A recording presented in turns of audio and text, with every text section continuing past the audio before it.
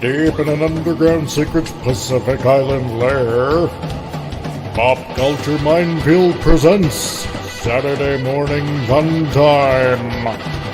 This is the Comic Relief Crusader telling you to get your morning cereal ready, because here we go. I love that. That's Mike. And of course, Mike is currently homeless. Just a reminder. And down in the video description, there's a link to go to his GoFundMe to help support him get a house for him and his family. He is working, but the situation is somehow they didn't break the law doing this, but they sold the property and he was evicted because of it, due to the sale of the property, and they gave him less than 30 days instead of the typical 90 days. And I know it's Alberta, Canada and stuff like that, but they still have some of the same tenant laws up there. You know, tenants need to be protected from slummy landlords, and it's such a shitty thing to do. So he's homeless right now, and I'd like to see him not be homeless. And so the GoFundMe is set up to put down the $2,000 on a new home and the closing on it, so he can get right into a house. And right now they're right under 2,000. I don't know what it is right now. I should go check. Let's see what it is. Let's go to the. Oddly, I have to go to our own show. So I'm going to get the link here. And I'll share it in the chat, because everybody should know where to go on this. So here we go. Yep. Help our good friend Mike Lorber, also known as Comic Relief Crusader. So here, I'm going to put it in the group chat. There we go. There you guys go. So, let's see who all is here right now already. We got Bill Barkley, Penny J. Hi, Penny. Deleted's on the show. I'm serious. I make fun of him over this, that he talks more in the chat than he does on the shows. Anima Confused is here. Good morning. Hope you got some sleep. And let's see. Dr. Dragon is here. Good morning. Dr. Dragon has the perfect name for a Saturday morning cartoon and villain. Gap After Dark is here. Gap is the Gap previously known as Gap Stargate. And Keith is on his way, just to let you guys know. I did get a message from him. I'm on my way. In fact, Tom from Midnight Said just messaged me. I'm going to respond to him. I don't know what he's doing right now, because I try to schedule our show so it's not overlapping too much. I think the only people we're overlapping with is Salty Nerd. I really would prefer not to do that. Brandon's still on. So. Is Brandon still on? Yeah, I thought he ended right at the top of the hour. I think they're about to wrap it up here pretty soon. They got off to a late start. They had some tech issues. What to join us?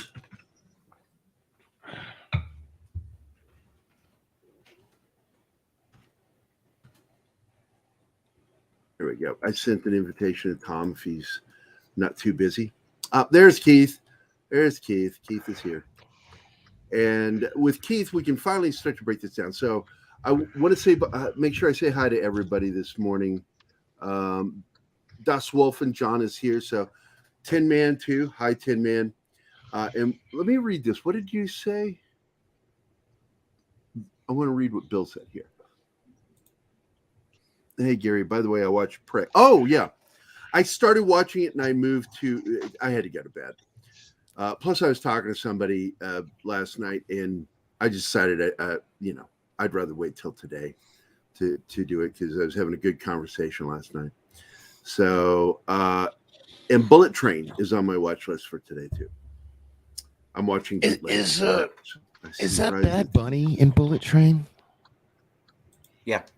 It is okay. Is it? That's what I thought. I I wasn't- keep seeing the trailer, and I'm like, damn, is that Bad Bunny? I'm like, In fact, the actress who plays Bad Bunny's wife in Bullet Train is going to be on Paulie's channel, I think, on Wednesday, oh snap! if I remember correct. So, yeah. Oh, you're correct. Okay, so,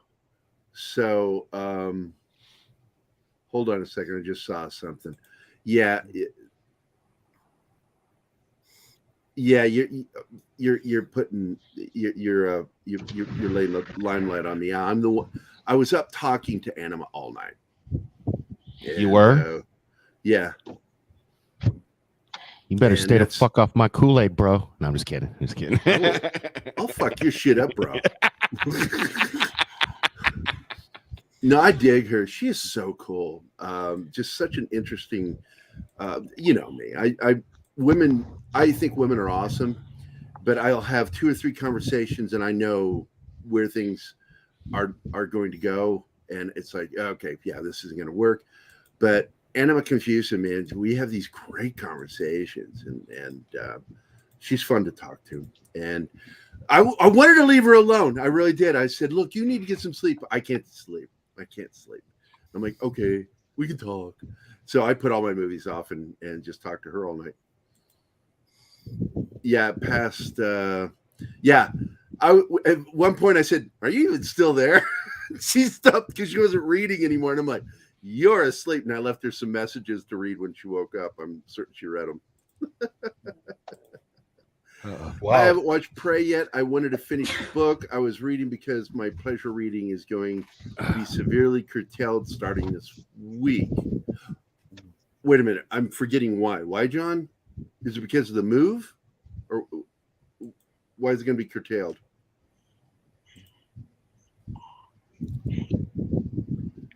Now, I haven't gotten to Prey or Bullet Train yet, but I did get to watch episode 5 of Terminal List. Yeah, Terminalist. I finally got all the books and I started book 1. Now, I'm going to tell you, I don't normally like to read fiction. I'm not a big fan of fiction anymore. I used to be. But in the 90s, I started really falling in love with biographies and history books. You know, books written by real historians, not school history books, but real fucking historians that know their shit. You know, got a lot of letters following their fucking names. And I just fell in love with that kind of reading. And it was hard for me to go back. The only thing I've taken time to read is some Elmore Leonard. I have several Elmore Leonard books. I love his writing. I'm friends with the Johnstone estate. So Joe Johnstone is a friend of mine. And William Johnstone is a prolific Western writer, but also a writer of horror. And he wrote one of my favorite books of all time, Wolfsbane. And it is the perfect mix of horror, comedy, and military shit, because the main character that's fighting against what's going on in this Louisiana town is a Vietnam vet who had brought his best friend home to be buried from the war, and come to find out his friend's not dead because he's got the curse, baby. So he comes back to find out what's going on and why there have been sightings of his friend, and discovers devil lives in the swamps of Ducros Parish, Louisiana. Now, see that plot right there. These are the kinds of films they should be making.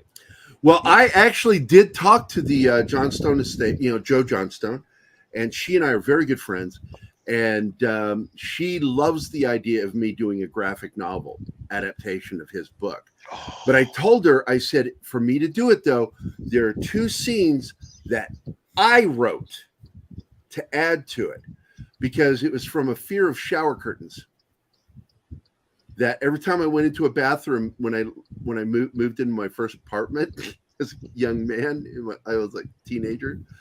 Every time I walked into that, it had one of those shower stalls with the rounded curtain rail. And every time I went in there, man, that low light, you couldn't see what was behind that curtain. I would just fucking yank it open, like, The werewolves. And so I wrote a scene about that into it, and she loved it. So one day I'm going to adapt that book as a graphic novel with their permission. I already have it. The Tomb of Dracula is here. Welcome, children of the night. Could you ever see Wolverine? Skilly Chow. Did I ever? Could you ever see them adapting Tomb of Dracula into any kind of presentation for Marvel? Hell yeah. Look, some of my favorite comics growing up weren't just superheroes. I liked reading horror comics. Yeah. I read the crap out of eerie comics. That was one of my favorites. What I'm getting to is that, as I've often stated, DC isn't the only one that seems to be afraid of some of the properties that they have. Marvel has really gone out of their way to focus fully on their superheroes and not on anything else they've ever done. And so they did a mild introduction of the horror with Sam Raimi. Good morning, Peter Vickman Fanside. I hope you guys are having a good day today. But I would like to see a lot more horror, comics getting adapted into film. Mm-hmm. There's no question about it. I think that there's a need for it. Well, I mean, if you want, for me, counting like Blade, they definitely had to do some adjusting in order to fit Blade into how they've been doing things since they've joined with Disney. And so my thing is, given how some of these comics, I mean, look, we've already seen what they've done to Shang-Chi. They basically turned they altered these characters to fit where they are. So now they've Shang-Chi wasn't like that in the comics. No, he wasn't a superhero. He was just a guy. He was a guy that knew Kung Fu. Yep. I mean, it's pretty much just the Bourne identity with a little bit of John Wick, but basically it's a guy that knows Kung Fu who's trying to dismantle a worldwide criminal organization on his own. Yeah. That's it. It's like the way they're acting. Why don't you just go ahead and make Punisher super powered? You're going to do that with Shang-Chi. Why did you select to do that with him? And I think their reasoning is racist. I really do. I think that they think that they're open-minded, but they are literally being racist by doing some of the changes that they do in these comic to films. Oh, wait, what? Oh, Keith. Keith? Yes. Keith. Okay, you're a gray nipple. You need to back out and come back in. Okay. Back all the way out. Back. All right, buddy. Big gray nipple.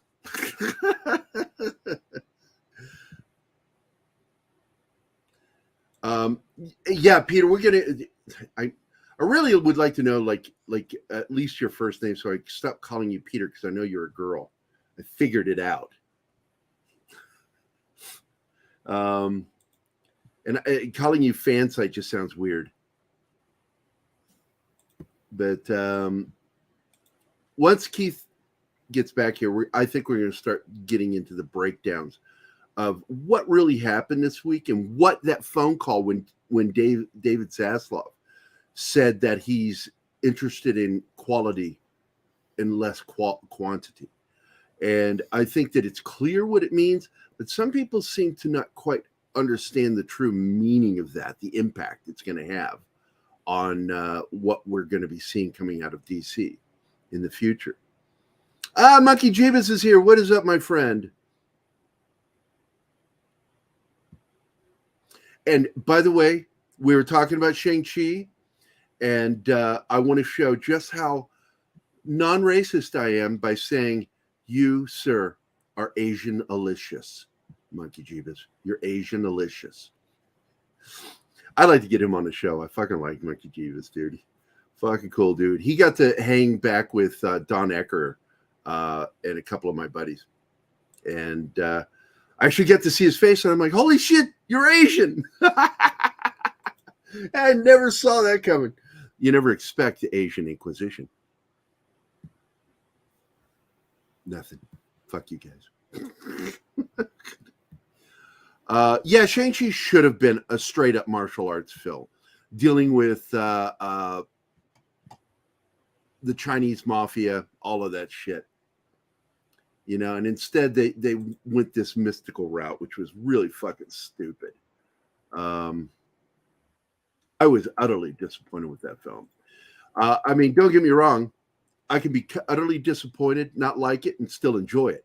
I actually did enjoy the film, but I didn't like it. I felt that I felt like they just let everybody down with that film going the direction they did. The comedy in it was unnecessary. I disliked this whole thing of leaning into the comedy. And it's like, look, man, comedy should come naturally in those kinds of films. Like that moment in one of the Avengers films when Captain America's got the beard. And they actually improvise this scene. And Thor looks at him and he goes, I see you're trying to look like me, you know. And I just thought that was funny. It was something that Chris said to Chris. And they kept it on camera. And I thought that was funny. Oh, yeah, totally, Bill. Look, a lot of people don't know that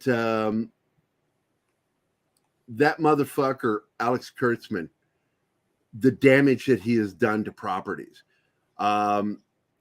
He was the guy behind that debacle of the Mummy. Just what a fucking mess. The dark universe.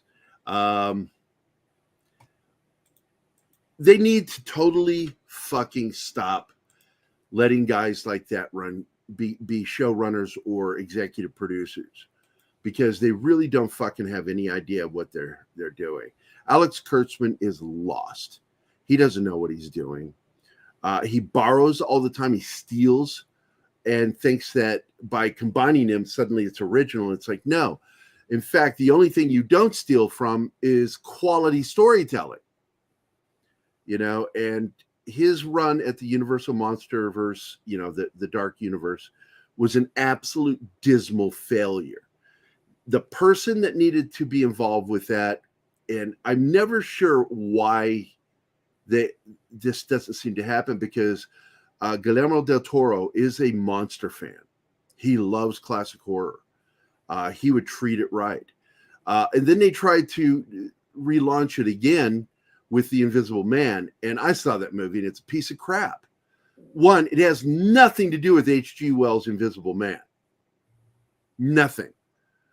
It's just basically sleeping with the enemy, and instead of hiding in shadow, he's invisible. Wow, that's great storytelling. Wow, I can't believe you did that. Fucking assholes. Jason Blum is I don't like him. A lot of people like Blumhouse.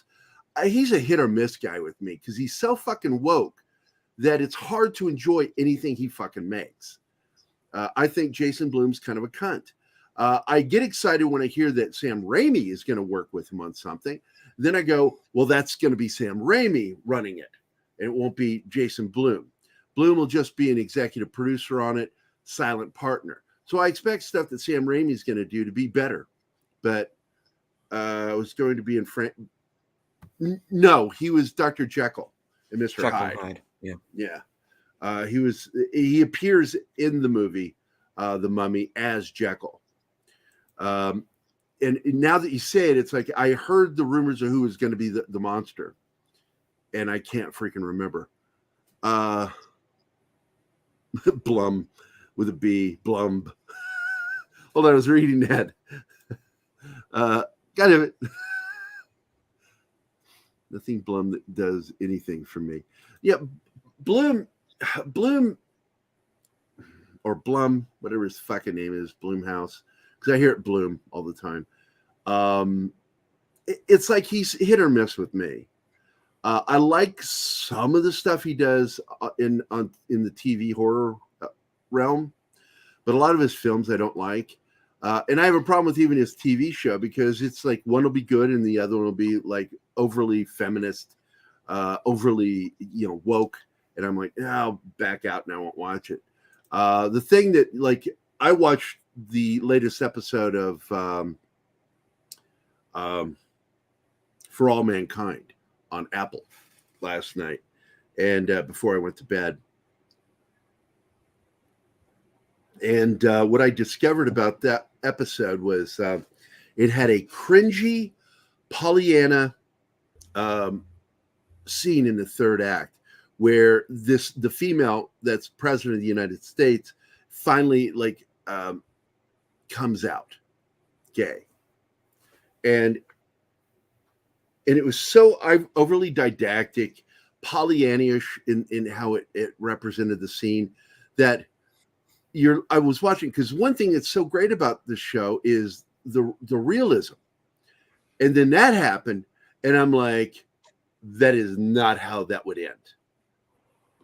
In 1995, that is not how that would have ended. Everybody embraces accepting her as gay. I'm like, there would have been this huge fucking backlash from the religious right. Yeah. And they, of course, would be represented as bad guys, because they're religious. But guess who else would be on the religious right? Muslims. What are we talking about? Sorry, I was having a sneezing fit. For All Mankind. Oh, okay. Cool. I watched the latest episode last night, and except for that scene, it was a great show. In fact, what was going on with them is interesting, because we do know that previously we did have someone in the White House who was in the closet, and it's something that they still don't talk much about. And I'm not going to say it on the show because too many people around this person have ended up dead. Nobody has that many people commit suicide around them. Nobody. One of them, 2 shots to the head. Yeah, that was suicide. Whatever.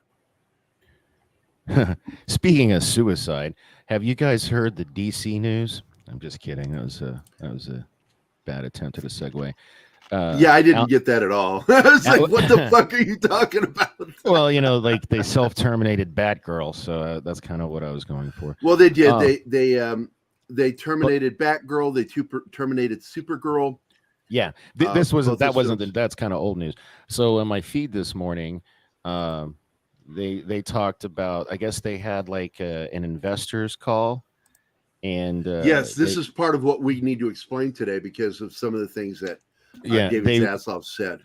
They revealed that Alan Horn came in. Obviously we've known about that, and they're putting together a structure similar to Bob Iger's and Kevin Feige's that they put together at Disney to create a 10-year plan. And they announced, the biggest news to me is they specifically name Henry. They say, here's the exact quote in the investors call: Henry Cavill's Superman, Gal Gadot's Wonder Woman, and Jason Momoa's Aquaman are in good hands. Yes. So Henry Cavill, that all but confirms Henry Cavill's coming back. Well, of course, they're saving that for the big Black fandom. Adam. Yeah. Well, Black Adam's. See, I'm still pissed that they did that. Did I tell you guys my theory about that, though? What? So I think that the first time we see Henry Cavill is going to be at the end of Black Adam, like an after credit scene. And then in Shazam, in an after credit scene, we're going to see either Superman. I think it'll probably be Superman in an after credit scene, go to Shazam for help. And then The Rock's going to get the movie he's always wanted, which is Black Adam v Superman. Hell yeah. Yeah, that's what I think. It's coming. It is coming. It's period. People that are keep posting stories saying, Snyderverse over. It's like I don't think coming they're back with a vengeance, bro. Waking up to reality. By the way, I want to say hello to Stephanie Beatty. Hi. Hey, my buddy. Hey, Kyle, do you want to join us here? Somebody send Kyle Zach's an invite. Muslim Uncle, I understand it because I have friends who are Muslims. I've been around Muslims pretty much my whole life, especially in the military, and I've only had a couple of bad experiences. And those weren't your typical. They were American Muslim, black Muslim, And that was the only time I ever had any confrontations of any kind.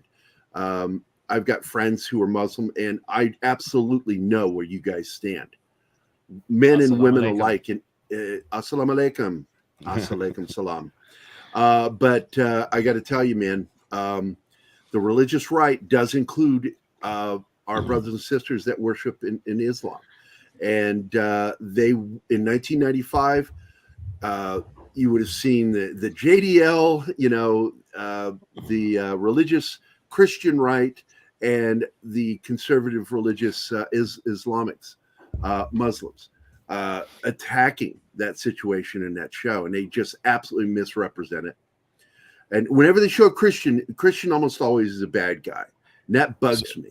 Because you have strong convictions in your religion, including being a Christian, doesn't mean, but we're, Christian, I say we, I'm not.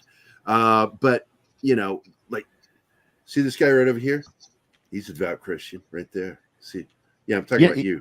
As an Anglo-Saxon male, I am often accused of being Christian by our brothers and sisters of Muslim faith, that is kind of annoying. Maybe even slightly racist. Was this the show where I caught a bunch of flack for saying that regardless of Christian, Muslim, whatever, if you were religious, you had mental illness, and it started this big thing? Was that on this show? Do you remember? It may have been. I don't know. Oh, okay. I kind of zoned out. I was reading what Bill Barkley said, and then I came back and went, and you asked the question. I went, what? Oh, my bad. No, I was just reading what Bill said. You know what, Bill? I did not watch to the end of the credits. Holy shit! Did you see it? I saw it. I saw it. It was pointless. It was kind of fun. It kind of reminded me of the final episode of Babylon 5. Oh, I thought you were going to say Cheers, because Cheers ended that way. Kind of, sort of. With Sam being the last one out, reaching in and turning out the light, shutting the door, and locking. No, this was like some no-name orange shirt crew member with a broom and a dustpan. Like that's what they would use in the 25th century. I don't know. I thought it was a waste. But anyway, that's just me. That's just like my opinion, the finale didn't feel like a finale. It felt like a farewell. Yeah. It was my favorite. I do that show Thursday night. It was my favorite episode of the season because it felt the most like the original, like Orville seasons 1 and 2. But as far as as the finale goes, it was not a good finale. You know what I mean? At all. But like last week's show seemed like a better way, to like a better finale. But I will say this: given some of the things that Valiant Renegade has been saying, there could be a way out, or in this case, a way forward for the Orville. Okay. Well, it sounds like, when he was partying with the actor that played, Seth was partying with the guy that plays Bortus, and he walked into the room, and he told us in an interview that he came in going, season 4. So there was a hint to that, but then we started getting rumors there might be a film. And I know that Disney is very interested in continuing, and if it does continue, the rumor is that it'll be continued not on Hulu but over on Disney Plus. And there is that, but there also is one other thing, okay, and that's Universal. Unless Disney can cough up all the money in 2 years to buy out their stake in Hulu, and with Seth having an exclusive contract with them already for developing things, I could very well see this going to NBC Universal, and for them to go ahead and just fully back this show the way that it should have been, and having no ambiguity about continuing it further as a series and a movie occasionally. That's interesting because NBC Universal owns the cock, right? And Seth has got deals coming down the pipeline with like the Ted series is going to be on Peacock. Yeah, well, again, thank you for putting P at the beginning of that. All of my friends and I, we affectionately refer to Peacock as the cock. You know what? It is the veiniest streaming service around. The thing about it I is, think you are, Stephen. I just read his message. Because right now it seems like all of us are sounding okay. But I want to show you guys something before we continue. I always felt that their uniforms were stolen from Jerry Anderson.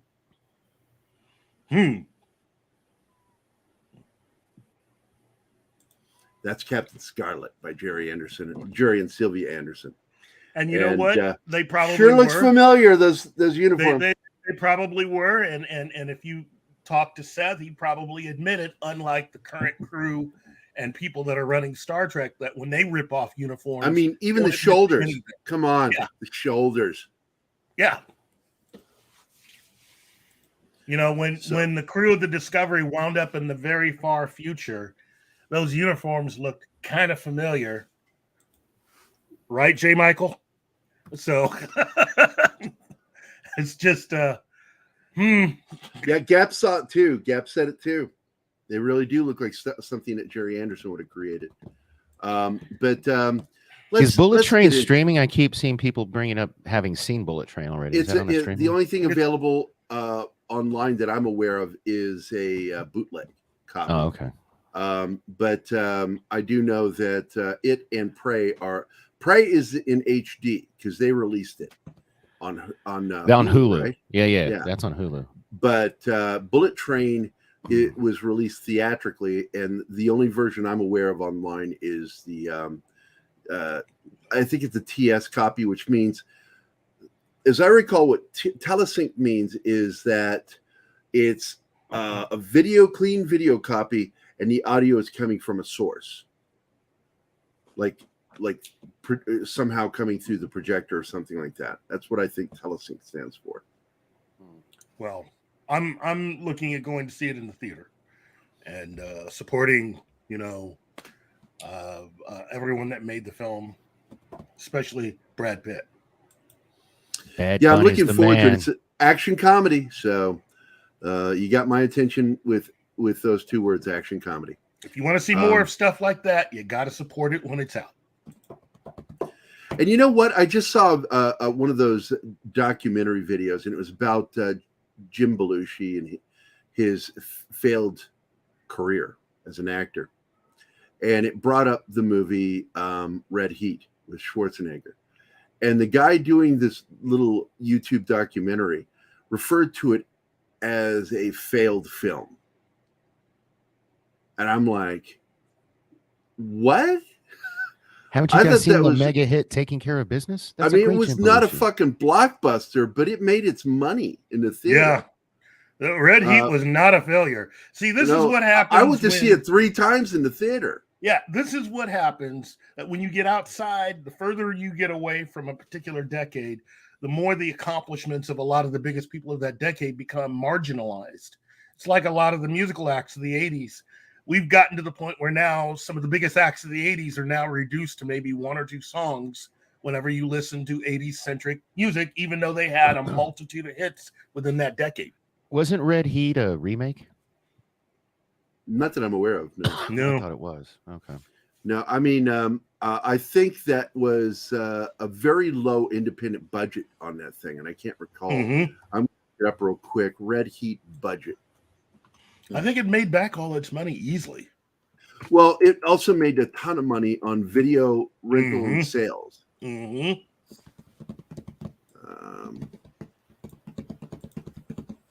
Well, I mean, if you want to be a jerk about it, you could say it was a remake of 48 Hours. It even has the same musical score, but but then again, every cop buddy movie in the 80s was essentially the same movie. It was just a matter of what the chemistry was between the 2 leads. That's right. Because the first buddy cop film was back in the early 70s with James Caan and Alan Arkin, called Freebie and the Bean, a movie that would not get made today because they would never allow that name to be used in the title, because it refers to the fact that the other main character is Mexican. And it's Freebie a great... What year was that again? I think it was 1972. 73. It's around the same time that they had Something that like TV that, yeah. movie Because called Bullet, Batman. And Bullet came first. Gone in 60 Seconds came before Bullet, but it doesn't really count because it wasn't a studio film. yeah, What the two films that count are Bullet was the first action chase film that put you in the driver's seat, or actually on the grill of the fucking car. That was the first one to do it, because before that, all you really had was the Keystone Cops chase scenes, and that's what it was really loosely based on. Yeah, and then the buddy cop thing came about because of some of the films that came out in the 60s, where, because you had buddy films that weren't cop films, like Morning, Brandon. How was the show? Brandon. It was a lot of fun. Morning to y'all, and I can't stay for too long. I'm got groceries to go pick up here in a bit, and I'm in a bit of pain. I gotta wax my balls. I know. Well, let me ask you this: since I'm here, are you All right, happy buddy. with how Zaslav has been completely? Are you fucking putting kidding the me? boot We're down? ecstatic. Keith and I squee like little girls. you know, every time he does something. Let me ask you something. Brandon. Yeah. Have you been surprised with everything that Zaslav has done? Based upon what we know about him and what he's done up until this past week, no. Batgirl, it's obvious that it was crap. So I'm glad that it's. The thing about Zaslav is we've been saying everything he's done is stuff that even in interviews going back a year, he said he was going to do. Okay? There is nothing at all surprising. And when you understand why Batgirl got pulled, whether it was good or bad, the movie had to be pulled because where it came from, the logic of that film makes sense. It's all the Hamadaverse stuff, and the Hamadaverse is not where they're going. And since the Snyderverse, see, all this was written to override the Snyderverse and get rid of it. The moment Zaslav took charge and the Snyderverse is coming back, it made the plot points of the Flash moot. The entirety of the Batgirl movie now no longer exists. It does not make sense. Yep. At all. So there's no reason to release it because it doesn't fit with the plans. That's the reason why I was saying yesterday, you could wait about 4 or 5 years to release the movie. And once you see it, you'll realize this movie makes no sense. Whether good or bad or whatever, it makes no sense with the creative direction they are going. Yeah. Well, I'm just glad that we're finally getting a good change, and hopefully, well, he said, if I remember correctly in the interview, he said that he doesn't expect Marvel to do the about face and actually produce good stuff again for at least 10 years. So he has a decade's opportunity to go in, kick ass, make the billions, crush Marvel, and then hopefully keep them under the thumb where they belong. Because let's face it, right now, the way Marvel is, they suck complete and total donkey bong. Yeah, So exactly. I just feel bad for Michael Keaton. Feige, with the help of Victoria Alonso, shit the bed for Phase 4, and it cost them a lot of money, and it cost them Phase 4. Yeah, it's no longer Phase 4. It's Phase 4, then it's Phase Lie, and then it's Phase Buy. You know, there is a way out Put of the other one this. back up, Martin. Thank you, sir. I want to thank you, Captain Fandom Nerd, for becoming a member of our I don't know what we are, club. Okay. We're elite club. But thank you for becoming a member and supporting our channel. All of you, thank you for supporting this channel, man. We deeply appreciate it. We're going to be making some big changes this year.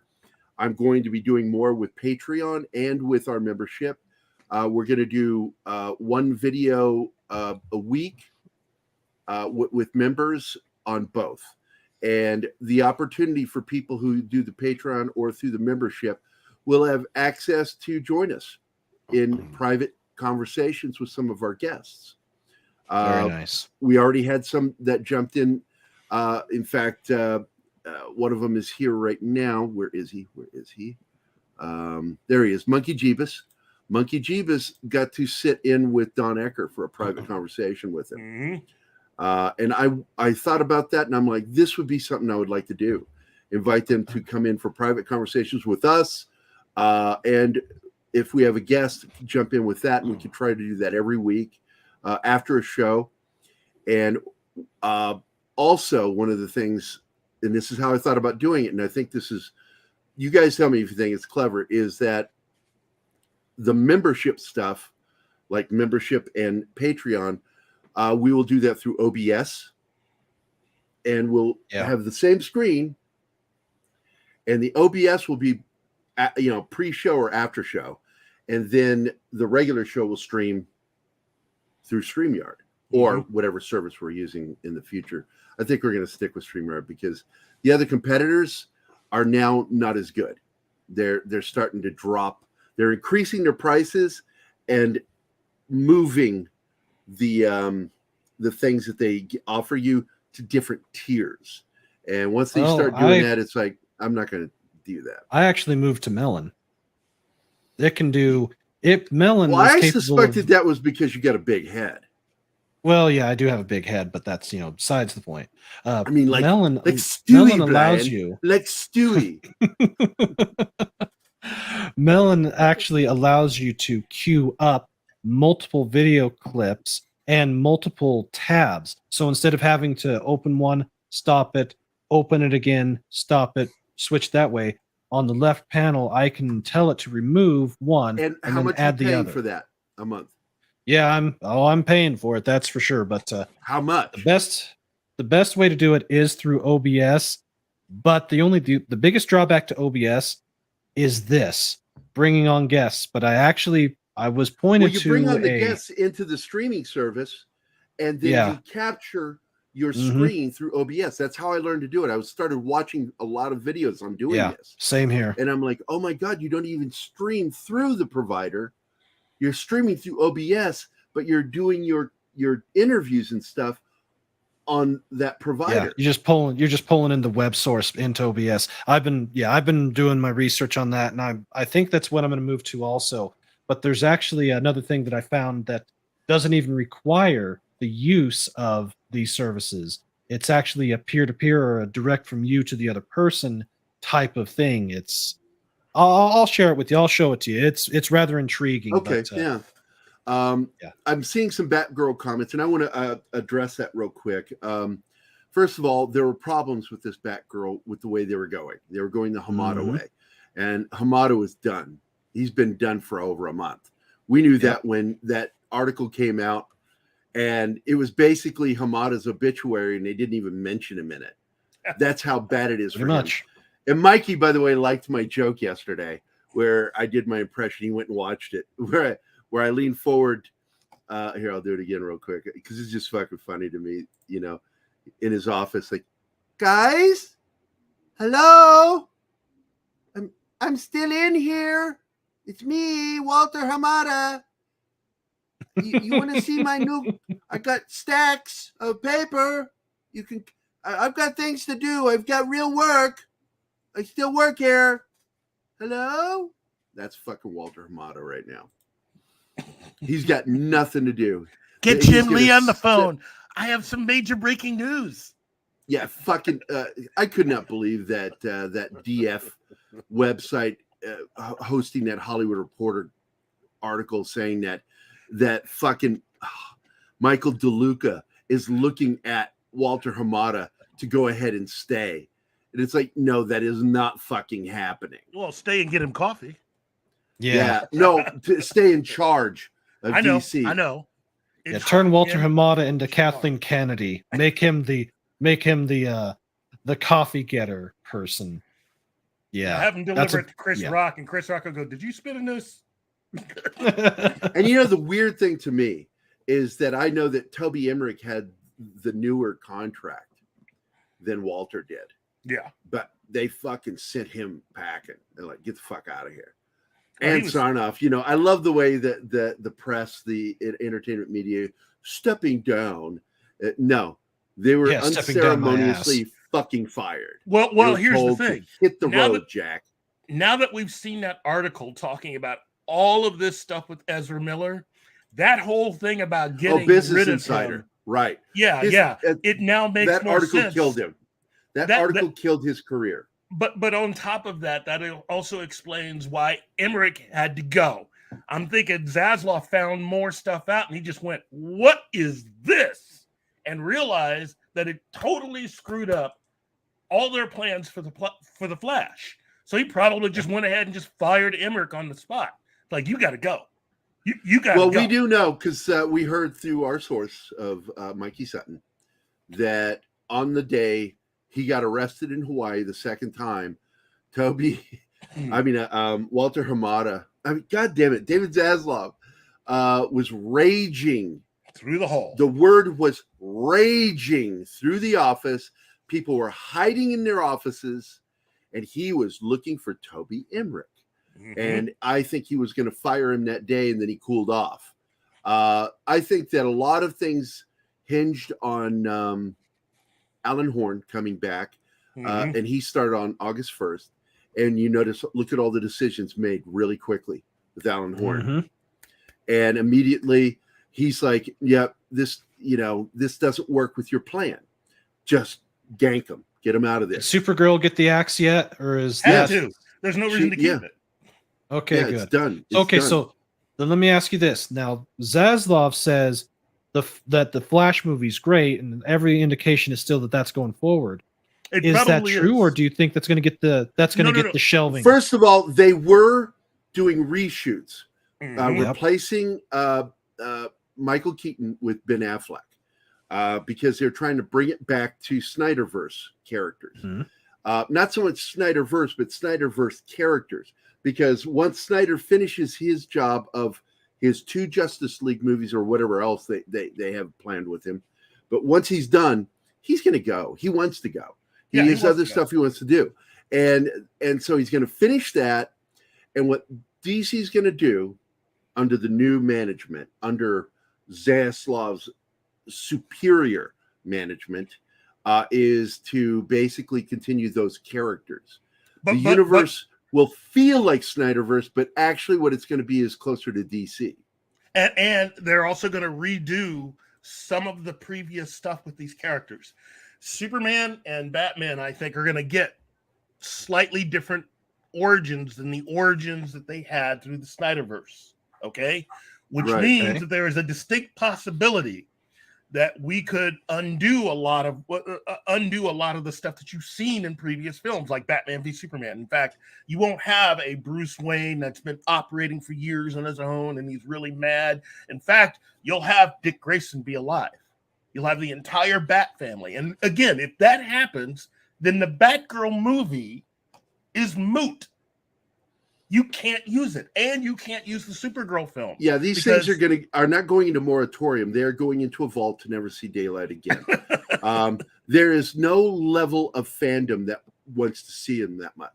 Well, they're alternative universe films is ultimately what they will become. If you ended up deciding to put Batgirl out there, you have to basically. It would end up on just TV. It would stream, but the thing is, for that to happen, they've got to see some numbers. For interest, for them to do that. They're not just going to throw it out there. They're going to, wait and see. Because, you look at what happened with Snyderverse and what we're seeing right now with, what's his name for Suicide Squad, the Ayerverse or Ayer film. I've heard that it's the Ayer cut. Yeah, I've heard that the Ayer cut's really not that good. And that was from our good buddy Script Doctor. But having not seen it, I don't know, but I trust him when he tells us things like that. But I think that I would like to see a finished version of the Ayer cut that is connected again with the Snyderverse, because that's originally what it was. And Toby Emmerich and Walter Hamada fought that and forced them to. Well, Kevin Tsujihara and Toby Emmerich. Kevin, that's right. I forgot about that fucker. Yeah, he wasn't with them yet, but Jeff Johns was. Jeff Johns was.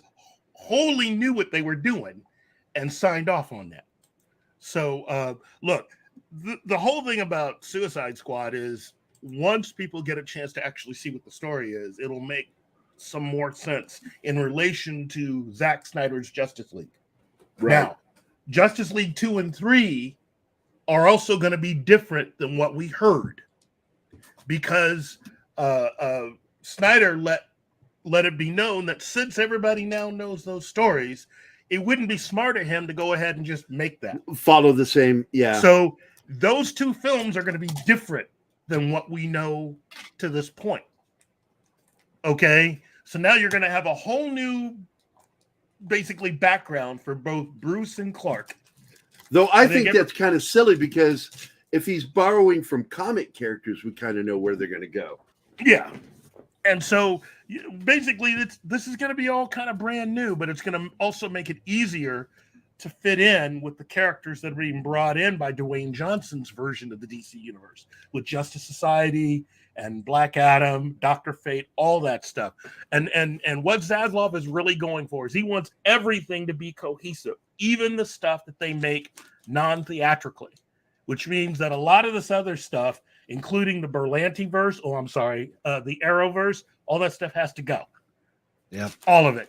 And that ends with the end of the Flash.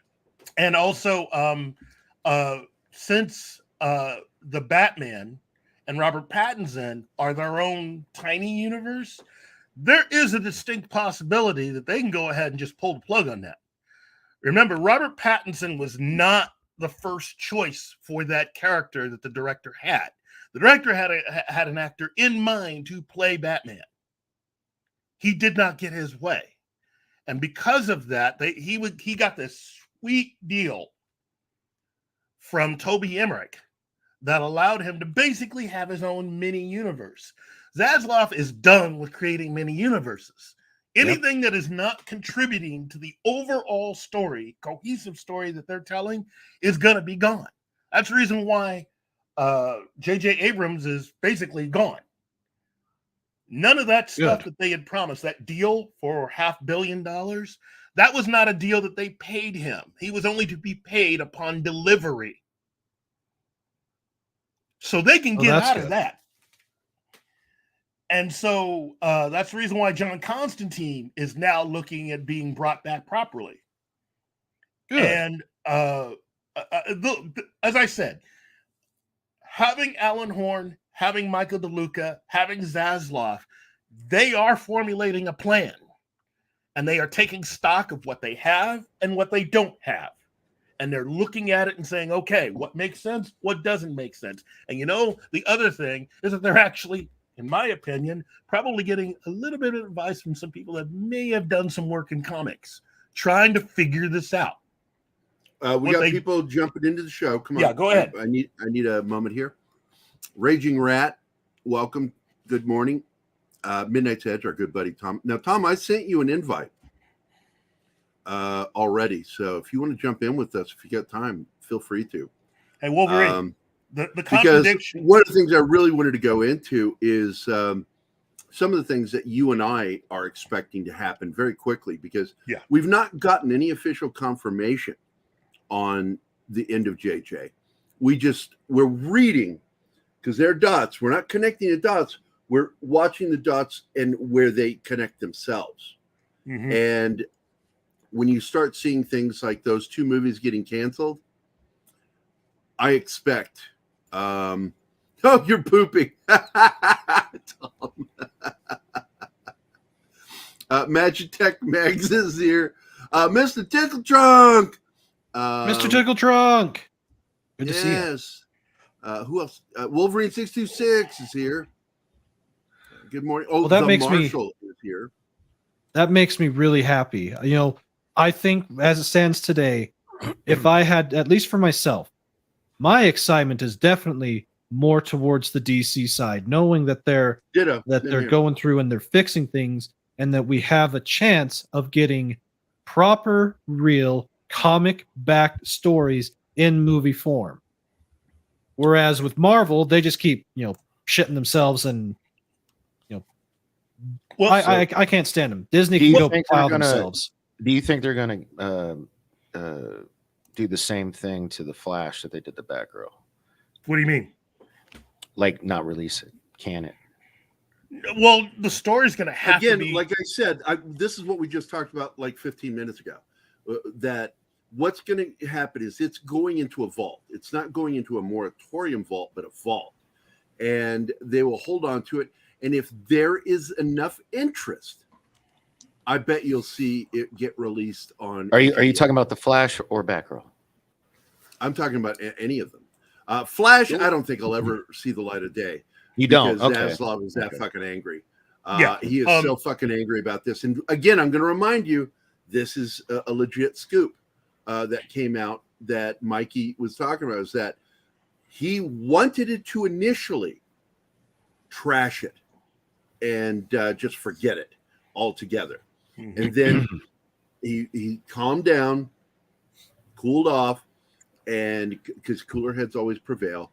And I think that he was trying to find ways to make it work, which Mikey had stated there were 2 ways. And I said, no, there are 3 ways.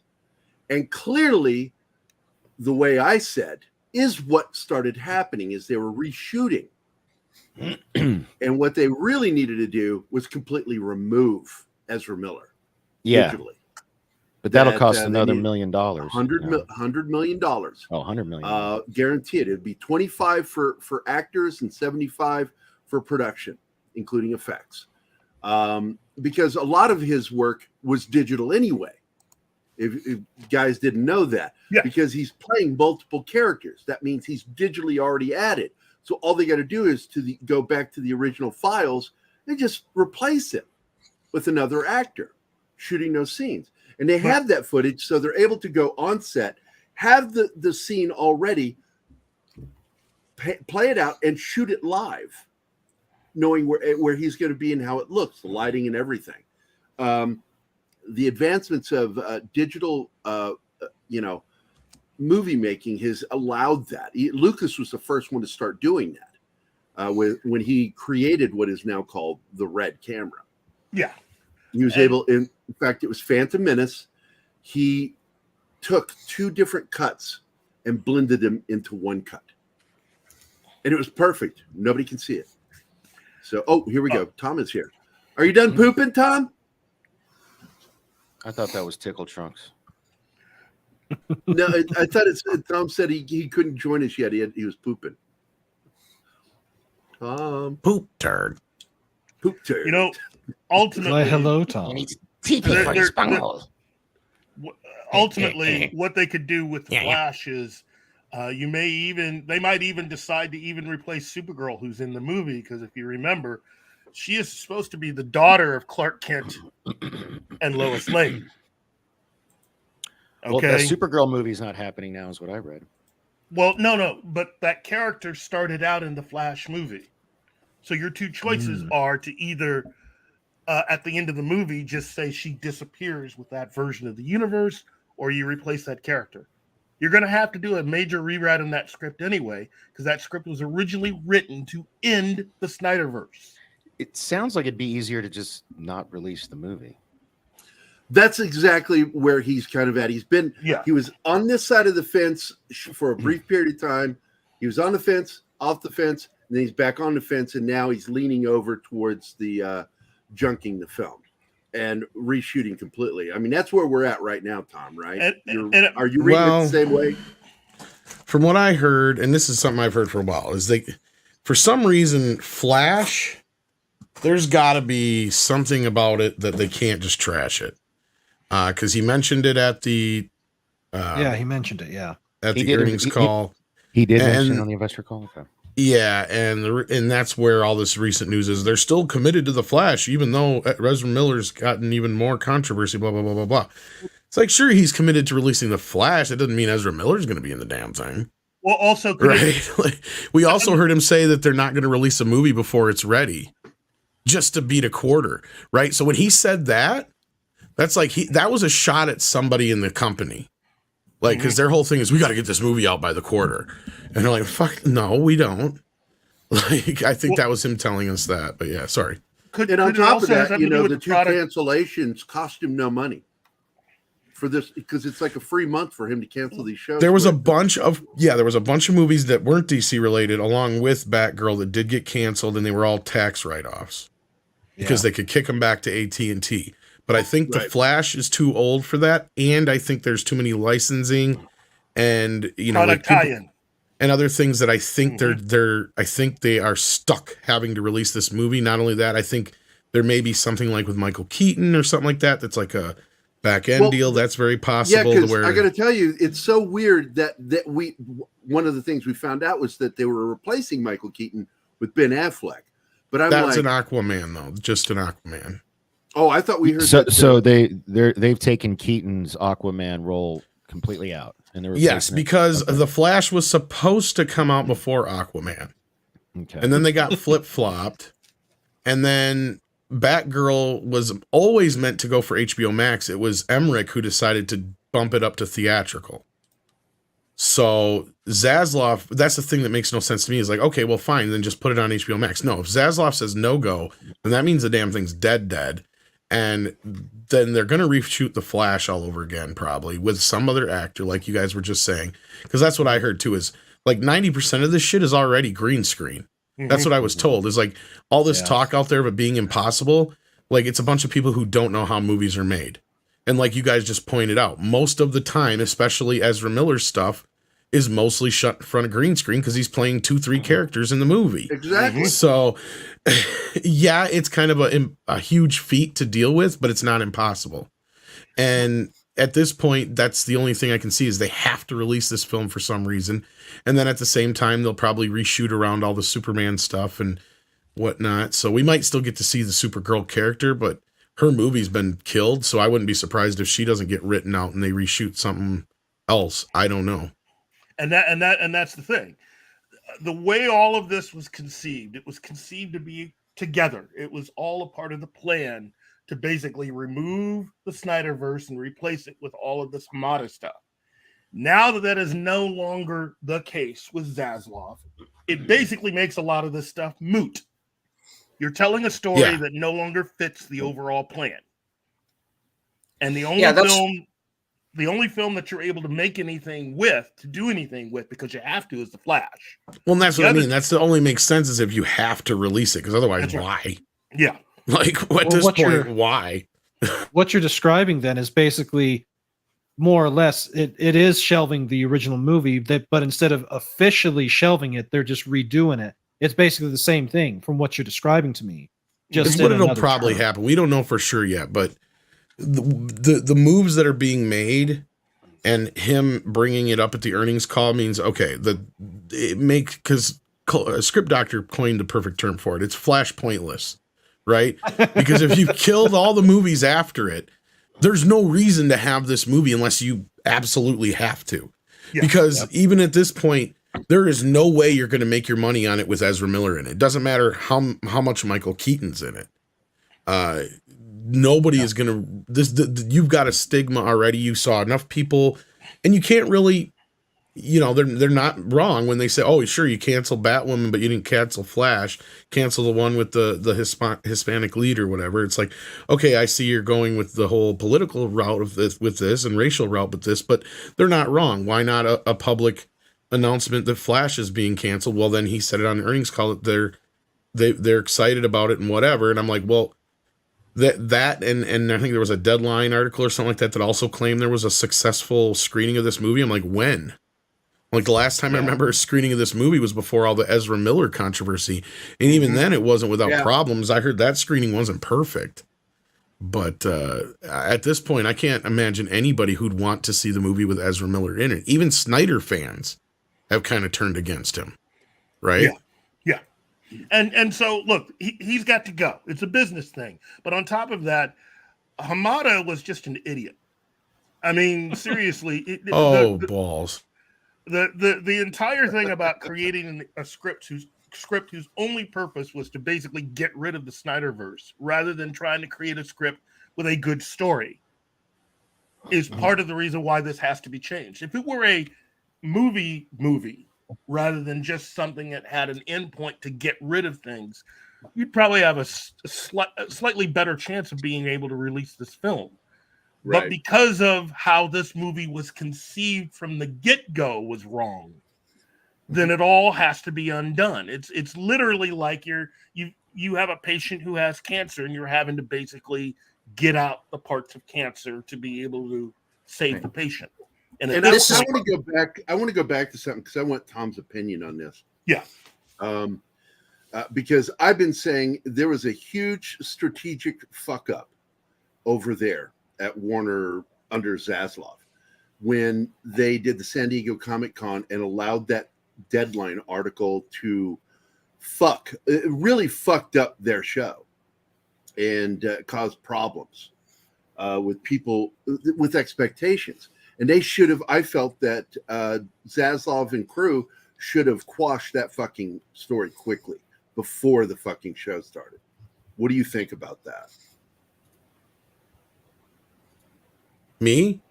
Yeah. Yes. You. Oh, I didn't know if you were asking me personally or just everybody. Yeah, I'm asking you personally. I honestly, here's the thing is when I heard about that whole thing, I asked my people, everybody, and they're like, we've not heard anything. Like, as far as we know, there's been no conversations with Cavill yet. So, like, so Sil and Mikey being so certain that are so certain that he's going to be in Mikey was telling us he doesn't think so. Yeah, I was going to say, I'm not so sure about this Black Adam deal. Sil and I did, and we fell for that Deadline article, hook, line, and sinker. Because at this point, I've heard of no real conversations, or at least nothing that's led anywhere yet. The last I heard about the whole Superman deal was supported by the other stuff we heard before, and that was that, yes, they're committed to getting Superman off the ground again. He is a big part of their future plans. As he should be. But didn't the earnings calls say they were going to focus this DC universe around Superman, and didn't they? Well, Batman was the name that he kept Cavill? Saying first. Okay. He did not say Cavill once. He did. Okay. Yeah. In fact, I don't think he mentioned anybody by name. But the one thing that I do know from what I've heard is that they would like to get Cavill back, but they're also, as was confirmed by this earnings call, as I was telling people, they're trying to get a 10-year plan together. That's exactly what I kept telling people. And I've been saying this for weeks. They want, because I said they want somebody who can play Superman for the next 10 years, and they want him to be available. That's the big thing. Henry Cavill is busy. Well, that's just it. He's doing Witcher. He's got Highlander. He's being heavily rumored to being circled for 007, which if he does that, that's every other year he's going to have one of those out. Mm-hmm. So like at that point, if he signs on to anything else, there's no way he's going to be able to do Superman. And so I don't think it's an age thing, more so of an availability thing. Blech. Yeah. And think of it from Zaslav's point of view. You just now found a way of dropping the ball with one of the big actors in Hollywood right now. You had him, and you let him go. That would be like if Fox decided to not sign, what's his name, for Wolverine. If they never had done a deal with him and let him go. Hugh Jackman. Think about that, kids. This is part of the reason why a lot of these people lost their jobs. Well, the fortunate side is everybody but Hamada is out the door. That pretty much was a problem, right? Because the other side of it is they badmouthed him to the press. Somebody did. Mm-hmm. They tried painting him as difficult and all these other things. And I remember painting Henry Cavill. He has no real good reason to talk to anybody at Warner. But now, hopefully, with Zaslav in control, and did you guys see the Hamada story, which made me laugh hysterically? Where he claimed he was ready to walk out. Exactly. Oh, he was fired. He is fucking fired because isn't he still around though? I mean, he is until October 21st. Okay, because I was about to say if they're not firing him, like what kind of the story going around is he claimed that he stood up for Batgirl and he was going to quit, and they begged him to stay, and he's like, "Fine, I'll stay until."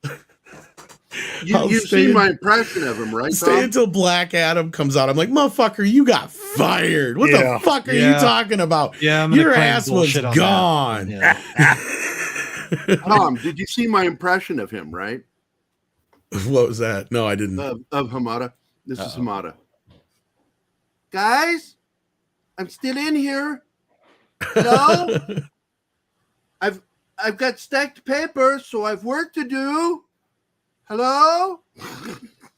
You can bring That's the face to fucking the ground right now, dude. That is Hamada. It makes me happy that Warner Brothers is getting turned around. This is a historic studio that has, when you start looking at the various studios, at least the 6 that are the big ones, throughout the years, going back to the beginning, Warner Brothers is probably traditionally either number one or number two. They've always had that class to them, and to see them be dragged down as they were, I'm glad this is happening. I want Warner Brothers to be successful. Because the problem started in the 2000s, and they started hiring these people, and these people stuck around, keeping their mouths shut of who they were and what they believed in, and then they became leaders, managers, producers, whatever. And then they started hiring other people like them. And so they reinforced themselves in these fucking companies, includes comic studios. I ran into it with IDW, and it's why I didn't get to do G.I. Joe. For 8 years, I was hired to do G.I. Joe, and I never got to do any of the work until finally Tom took over. And when, not you, Tom, but Tom Waltz, because he and I are old buddies. And he got me in there to do one of the final covers for G.I. Joe. Because I got fucked out of that work because of some of the people, because they were woke people in the company, and they didn't like me because I'm a veteran and I'm conservative. And so you see this, and what ends up happening is you start losing money. And they started losing money in the 2000s. We're talking years of fucking losing money, hemorrhaging money. And when you have people in charge that accept that as an acceptable price to pay to get the message out, you end up in these situations where you've got Paramount is still got a fucking woke problem that should have been fixed when Sherry Redstone stepped in.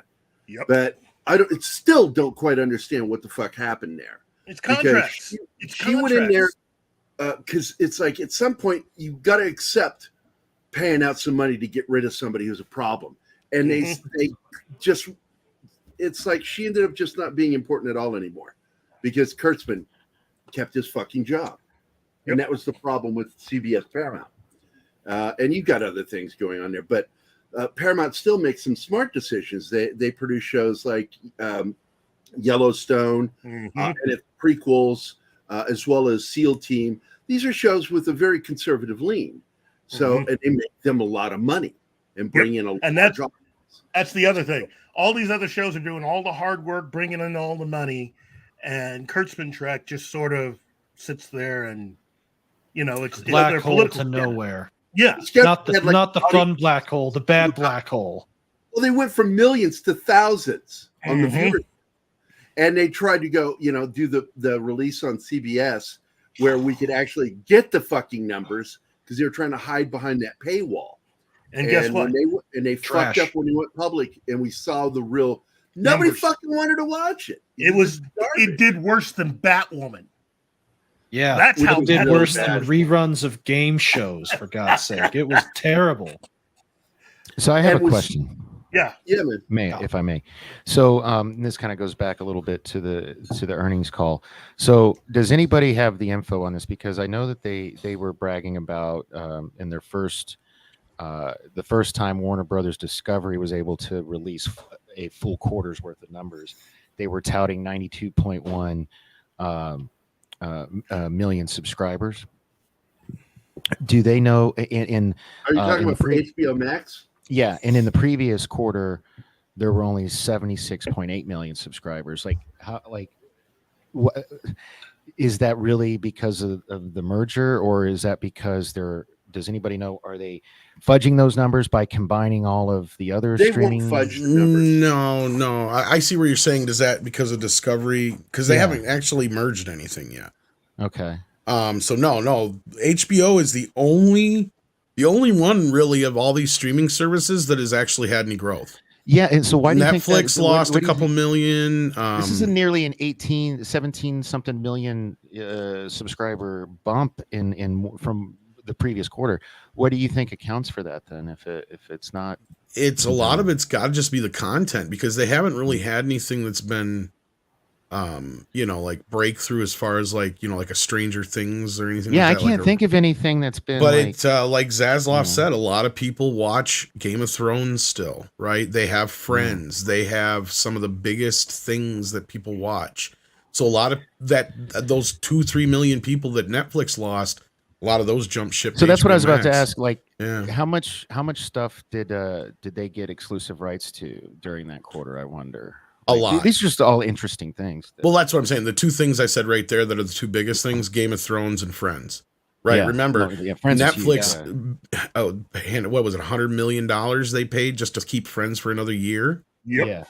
Yeah, they and paid a that year it's been fortune up for it. now for for a couple months or better. You know how many now, people so- I know that just have Friends playing on in the background and Exactly. 24/7. And now that the only place you can watch that now is HBO Max, and that's the whole point, right? So Unless but you're what they're smart and actually own it. well, yeah, unless you have the digital or the DVDs or digital Physical versions or what copy. have you. But yeah. Yep. But no, Wait, did that's I the thing screw is up? they've I got a just lot of got stuff there, and they've got a lot of movies. They have a lot of television. Even you can get lost just looking through one of their hubs on like Turner Classic or whatever, because they got so much shit in there. And that's the thing is they don't take a whole lot off, but they keep adding more to it. Yeah, the whole Warner Brothers side to HBO Max is massive. And to say for myself personally, I could care less about Game of Thrones. That show sucked ass. So That's my own personal same take. here, I'll same never here. watch it. You could care less. But people always get what that was wrong. It's you said I could care less. I don't know. This is a weird pet peeve of mine. It's, yeah, I couldn't yeah. care less. It's I could care less, couldn't care less. Yeah, because I We'll call could it care Idaho less. speak. I could care less about most of HBO's stuff. Most of the stuff they make, in my opinion, is trash. But I'm a little different compared to most everybody else. I hate Game of Thrones. I do not like The Sopranos. Most of the stuff they've made that they have put on HBO over the years, don't care. But what I Yeah, do but that's care another about, big show you just mentioned though too. But go ahead. Sorry. Yeah, that's true. There are a lot of shows that a lot of people do like, but for me, the whole reason why that I would have HBO Max is for access to Turner Classic Movies, because their movie library is massive. And for anybody who is a film buff and loves the early days of cinema, you pretty much have to have that if you're wanting to stream, unless you actually own them in whatever forms of physical media are available. Plus, to toot my own horn, they are the exclusive home to Studio Ghibli movies.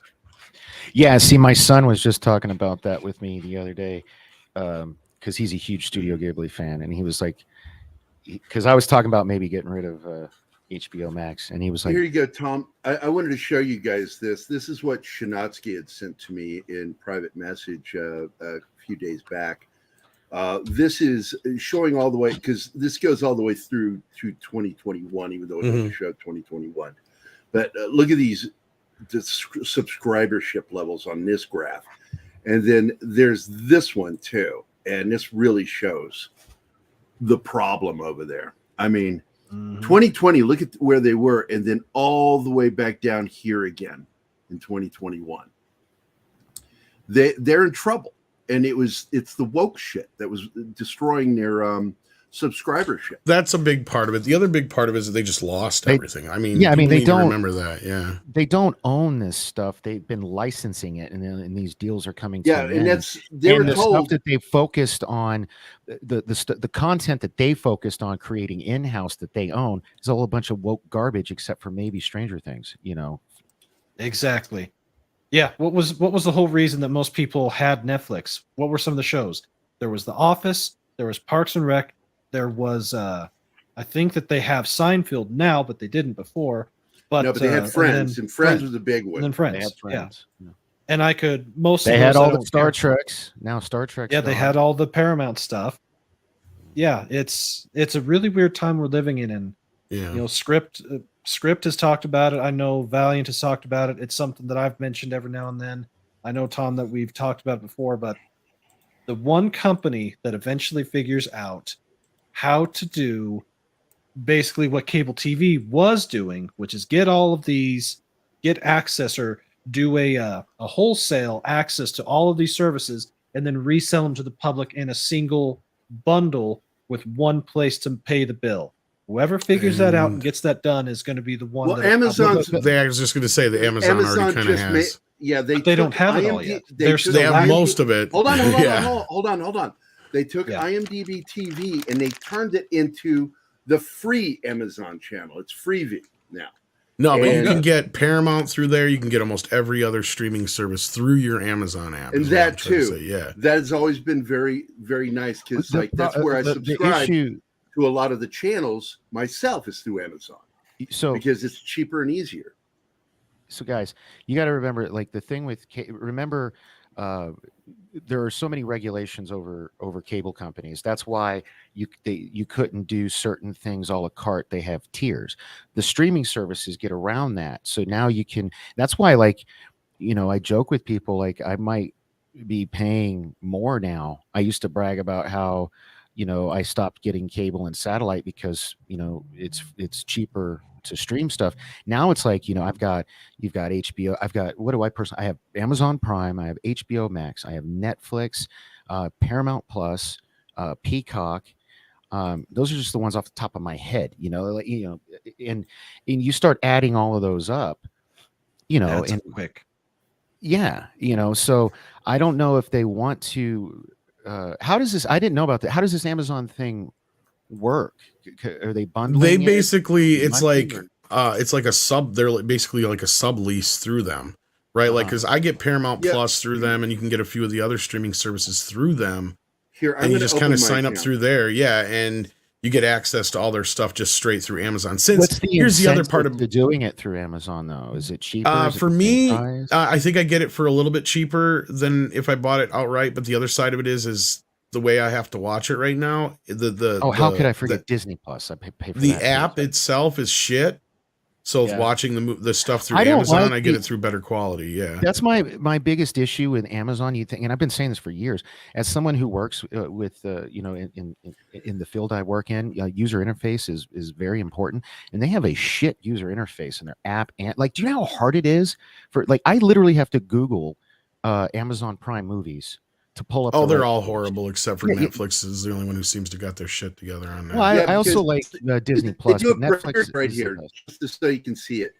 This is the web version of Amazon Prime when you go to the. But Amazon it's similar. Prime like I do it through my Xbox, and like I was saying, like the quality of like the Paramount Plus app through my Xbox sucks donkey balls. But I sign up through Amazon and I can get everything in if it's available in 4K or whatever and all that kind of stuff. So that's the Amazon system is better. Yeah. So here we go. This is what I wanted to show you guys, and I had to wait till there was a break. When you go there, you get this one section, Prime Video Channels is what it's called. You can get Paramount Plus, Stars, all these others. There are more AMC. Now they used to have HBO Max on here, but they don't anymore. That was one of the ones that pulled out. Yep. And BritBox, I get BritBox through them. And of course, Netflix you can't get through there, but yeah. But you get a lot. ePix is on there. This show right here in particular, I like this show a lot. It's a horror series. Shudder is great. I mean, great content. I have Shudder. I have Shudder through them too. So, but this is how it works, and you get some good stuff. You can pay to watch shows that are on other channels and stuff. But I get a lot of stuff on here. You can see what I watch. It's porn. Like a lot of classic. My porn channel is RedTube, and I absolutely love that fucking channel. I prefer anyway, I'm mad that they don't allow RedTube through Amazon because that'd be great.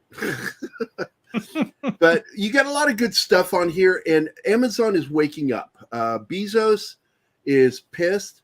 As much of a commie as he is, he still wants to make his money. He wants to be rich.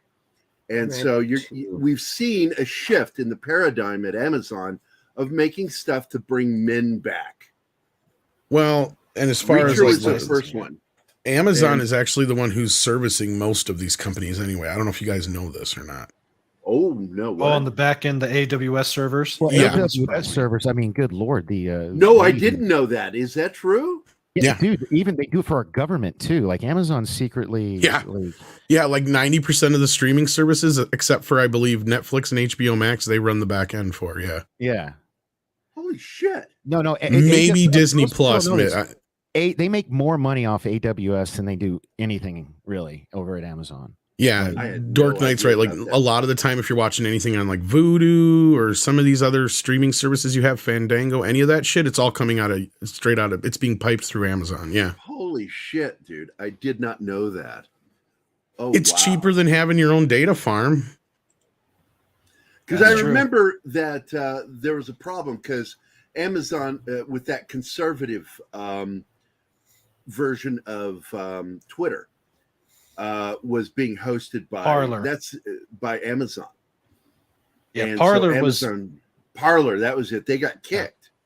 Yeah, Parler was And- using AWS for all their back end, and when they Shit, started Netflix might even, jeopardizing it, then yeah.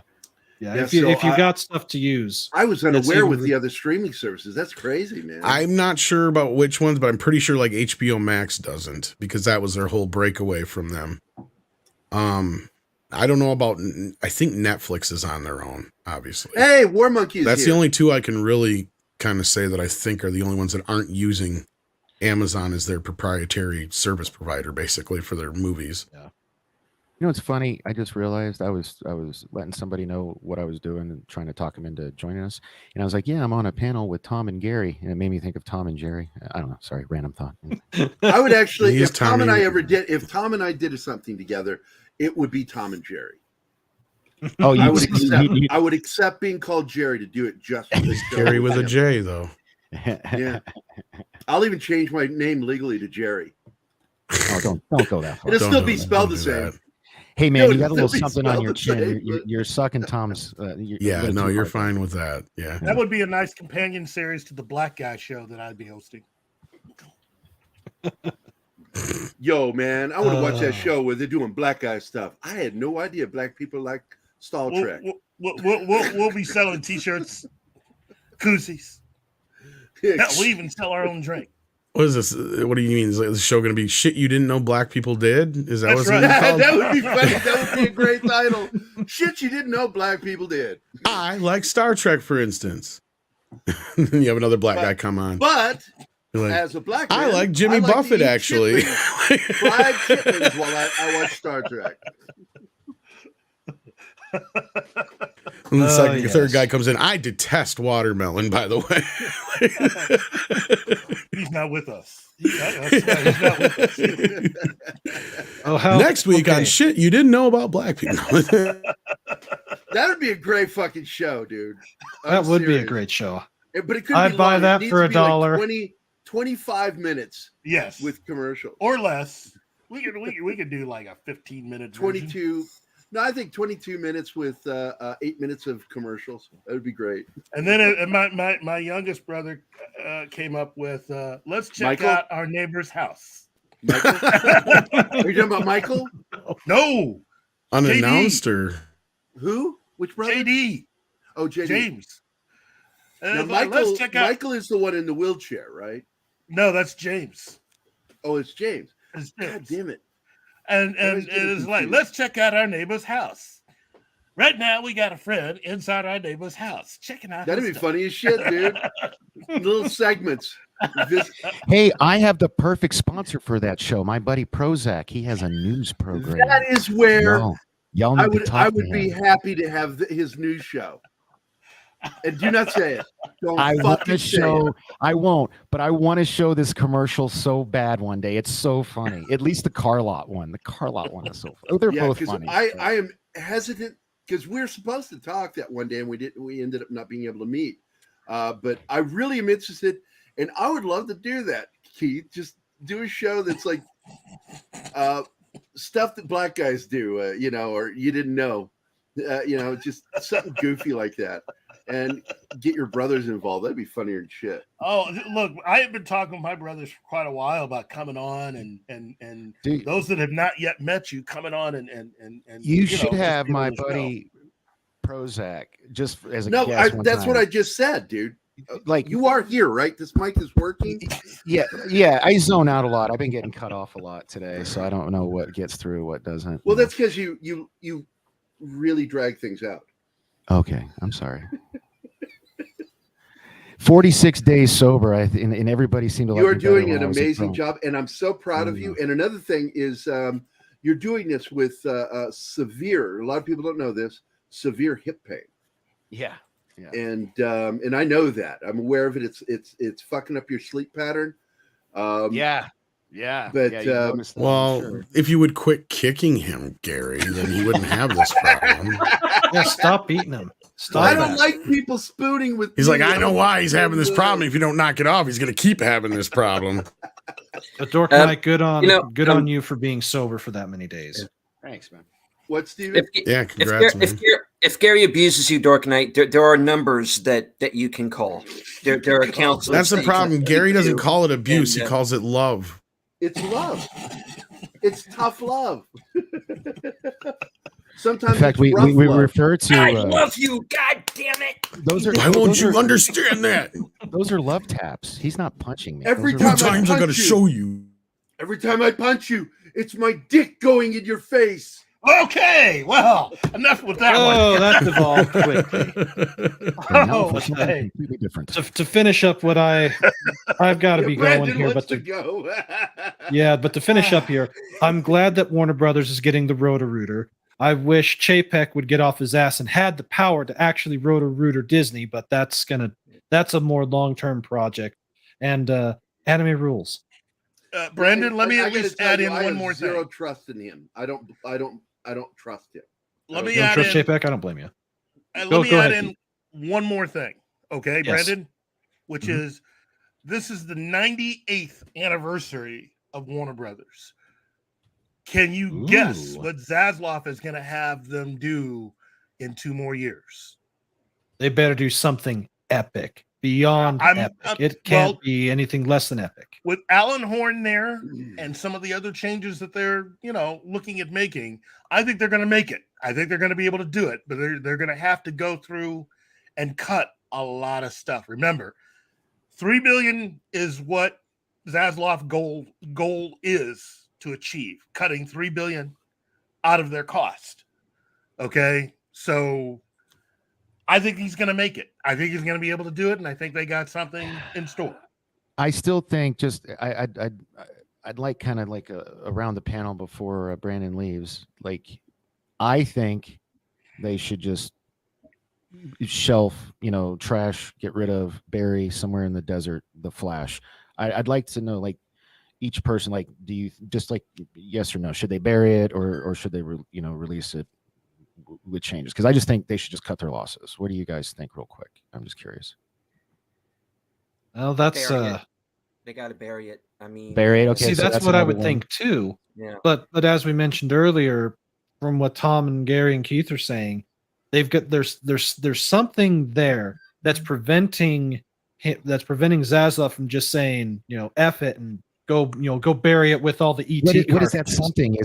Does Ezra Miller got pictures of somebody with something? No. I don't think I it's think that. it's either some kind of licensing tie or something Yeah. with Michael Keaton or something or other, because it makes no fucking sense. If you're going to shit can everything else, why not shit can the thing that's setting it up? Exactly. So, Yeah. so that's the only thing that makes any sense whatsoever, that they're still committed to releasing this film. Again, as I keep reiterating, though, there's nothing that says they're committed to releasing it with Ezra Miller in it per se. Right. I'm just I saying, mean, like, because he's definitely he's done more than enough to get out of their contract. It's Yeah. I feel it has something to do with either a licensing deal or something with maybe Michael Keaton has a back end deal and they're afraid to pull out because of that. But even that is something that I feel like that's all stuff a they $10 can- million check could take care of, right? Yeah, Sorry. no, that's all stuff they can fix. But like, knowing what we know now, like, I think we were to you anyway, Tom. Like, what would you do if you were like reshoot it if that's the case? Otherwise, I mean, at this point, if you're shit canning everything, look, I was going under, and so was my sources, obviously, going under the assumption that there's no way you can't release this movie, not just because of the money factor, but because of all these movies that were coming up after it that this sets up. Now that Batgirl's dead, Supergirl's dead, there's no reason to have this movie. It is Flash pointless, as Script Doctor has coined it. So what are you doing with it other than, okay, we have to have this movie come out for such and such reason. We got to fix it now. And that's what we're hearing. Aquaman 2 is probably going to get pushed back a little bit, and so is The Flash. But yeah. I think they scrapping it without officially scrapping it. Basically, from what it sounds like, it's just going to be This a whole also new falls under what we were thing, talking about. Yeah. That and it's part of what I wanted us to go into. Well, the only two I haven't heard from yet are Keith and which Gary is- on what you would do. You're just going to talk over me. So one of the things we needed to talk about was what he meant by quality over quantity, because there's deep meaning in that, and I think part of that is a direct statement to Marvel about putting out quality films rather than putting out a bunch of films. What do you think, Tom? Well, I think that mixed with the statement of we're not going to release a movie just because we want to make it out by a quarter, and we're not going to release anything before it's ready, and all that kind of stuff. I think those, like I said, we're not going to release anything we don't believe in.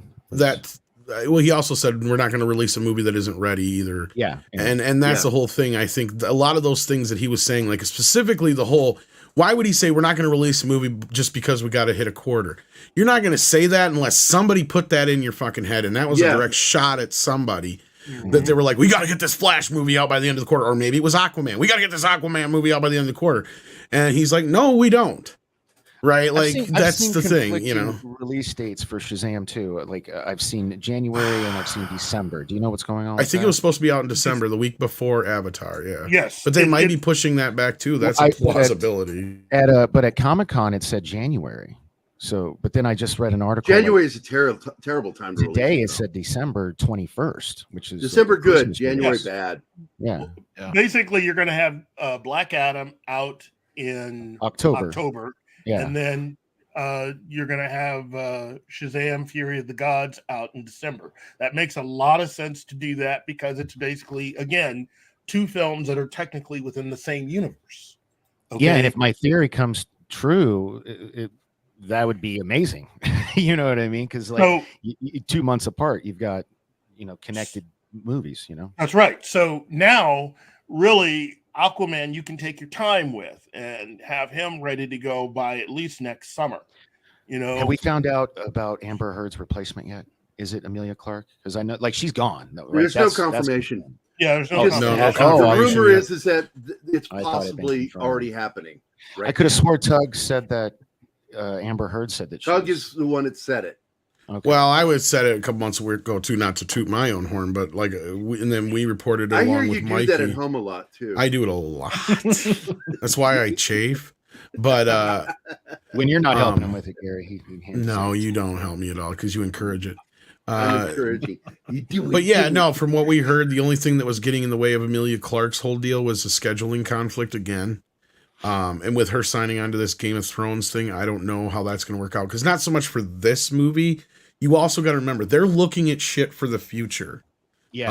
And that's the thing. So whoever they do pick is going to be your Mira for the next 10 years, right?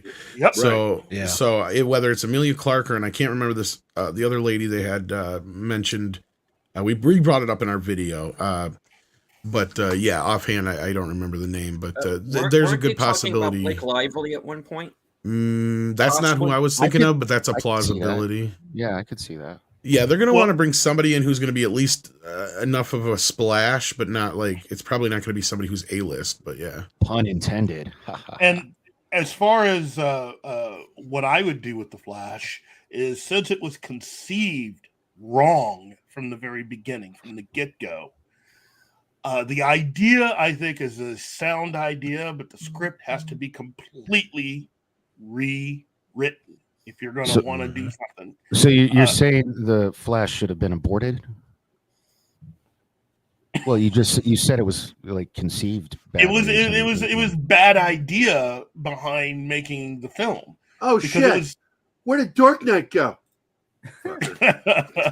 it was a bad idea behind the making of the film because the purpose of the movie was to get rid of the Snyderverse. That was the number one purpose for that movie and for both Batgirl and Supergirl, because they were meant to replace Bruce Wayne and Clark Kent.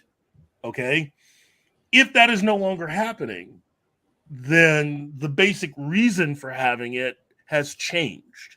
Now, that's why I said just scrap the damn thing. Just go. And that's where I say there's got to be a reason. Gotta be. And it's got to be more than $200 million. Why is he on the fence? Because of what happened with Wonder Woman. Because of what happened with Wonder Woman.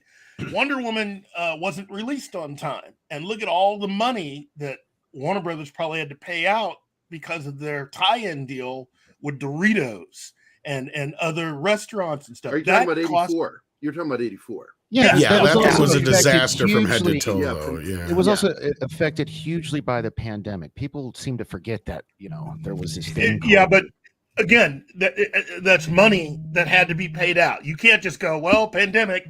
Well, yeah, but you know, aren't there insurance companies for stuff like that? I mean, I don't know how much specifically- they would have covered, but like we heard they lost quite a bit on 84. Yeah, because I was somewhere in the 70 to 100 million They dollars. have to. They have to have the loss to get the payoff from the insurance company, and then you don't have to report the insurance money. That as part is earnings. very true. I mean, they probably did write it off at the end of the year. That part, but it was painful. But here's the thing: is Zaslav is clearly not just worried about. Here's the thing: he's worried about the bottom line, but he's not so worried that he's worried about it at the detriment of the company. Mhm. Right? He's made it very clear, like this needs to be fixed. I'm in the process of fixing it. We need a plan. We're going to do what Marvel did. He's not even beating around the bush there about it. And we're going to do it, and he's going to do it now. He's not going to wait for all these other movies to come out and destroy DC even worse than it already is. He cut them sons of bitches off at the fucking shins, right? Like, he's not even going to mess around. But that's where I feel like the Flash there's got to be some hook. Right there. Otherwise, if you're slashing and flashing and doing all this other stuff to everything else, he was absolutely going Viking berserker. Yeah, because people forget that. Like I keep got to remind this hadn't DC was part of this, but it wasn't just DC. He cut a bunch of shit. Like there's that House Party movie supposedly never going to see the light of day. There was a couple other movies that got axed in the process of all this that were already finished. That Scooby-Doo movie and stuff like that was in the process of being made. So. That one surprised me a bit. That's not Look what something just I crawled thought out they of would have. bed. Look what just crawled out of bed. Hey, hi, Hey there. Cece. Morning. how are you? How Real are you quick guys? with it, and this is something I don't see too many people talking about. What do you want, Shanatsky? Well, he's basically got a blank check to murder things because the changeover losses don't go in their books till middle of August. So anything that might lose money, now is the time to murder it because he's literally not responsible for it. Yep. That's a good point. Yeah. But one thing I do want to say is like people, I've been hearing and seeing people say he's penny pinching, he's watching money. And I'm like, that's not what Zaslav is doing. Zaslav wants to see profit from what they're doing. Yes. And if he sees something profitable, correct me if I'm wrong here, Tom, he'll throw fucking money at it. Yeah, but to Am I not Shinatsky's point, just like I was saying, because I actually, in a previous life, I was an insurance agent out in North Carolina. Now is the time, not just from the insurance point of view, but like the merging of things. He hit the nail on the head. Now's the time for him to, either scrap things or spend money on things. It's kind of both extremes are kind of in play right now for a multitude of reasons because he can recoup losses. Plus, he can save face. It's kind of a good time, but it's coming to an end. Well, there is nothing. There's no face for him to save. I mean, he's coming in to correct a bunch of mistakes, mainly from people who are no longer employed by the company. Well, not You him gotta per se, but the Warner Brothers, like On their books. On yeah. their books. Yeah. They don't take losses. That's Yeah. that's a better way of putting it. Well, but combined with the $3 billion he's cutting, so that you have the whole situation with HBO and HBO Max is a good example of some of the redundant stuff that had been going on with the people that had previously been running the company, and so he's trying to bring sanity back. And I'm thinking in his own mind, in my personal opinion, he wants to do it so that they have something to show to celebrate the 100th anniversary of Warner Brothers. For me, I just think he's just going to try to fix a lot of this stuff. He's going to have to do something with the Flash because there is something that we aren't seeing connected to that film. So you got to fix it. I mean, it could even be Ben Affleck. It could be his contract. Yeah. We don't know. I mean, It- that's another thing. Yeah. Too many unknowns. With Michael Keaton, though, I say if he's still got some stuff left on that contract they have with him, do a Batman Beyond movie and make a whole lot of fans happy. And Yeah. stick Yeah. it. Kevin That'll- Feige. And supposedly Marvel. that was something Hamada was against because he didn't think there was enough fans for it. But no, That's the thing. The only thing I can see being a huge possibility here of getting in the way other than a licensing deal is Michael Keaton has a back end deal and they're afraid to get sued to get out of it. But to me, it's like, just write the $10 million check. Yep. Just get it out of the way. Because what is he going to earn off this? Even if you figure the film makes a $10 billion and he's got a, point whatever, some percent net or gross, either way, it's still not going to be that much.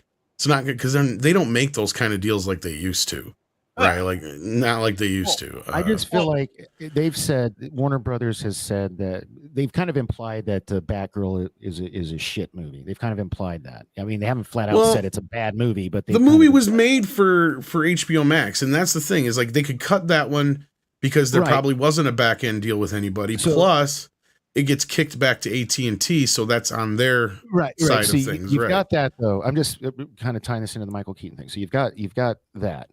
Then you've got Michael Keaton being removed from Aquaman 2.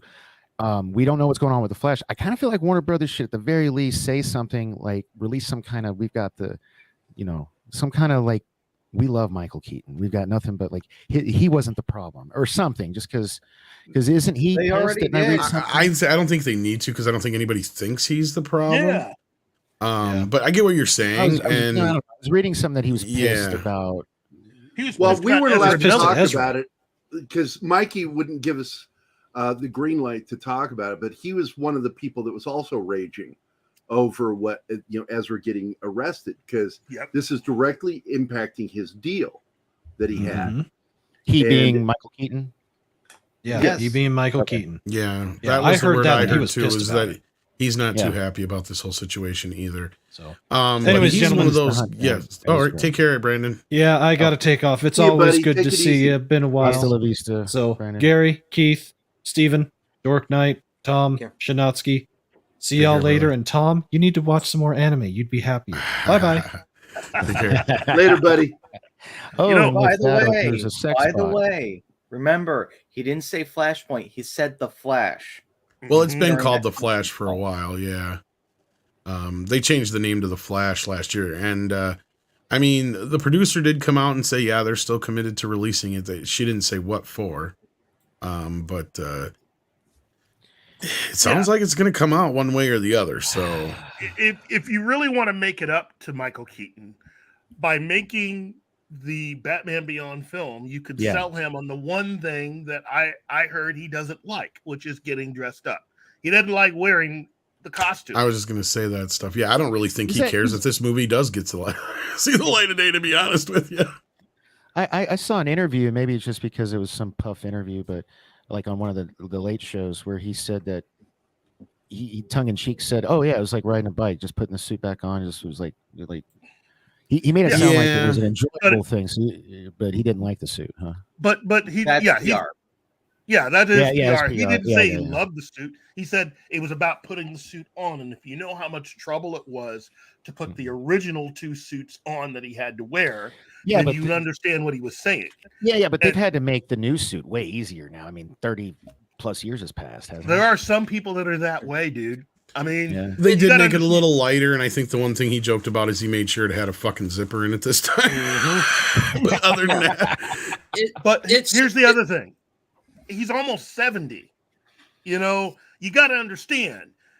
He probably just doesn't Ric Flair's 73 and just wrestled a freaking match the other night. So, but not in a Batman costume, not in a head to toe costume.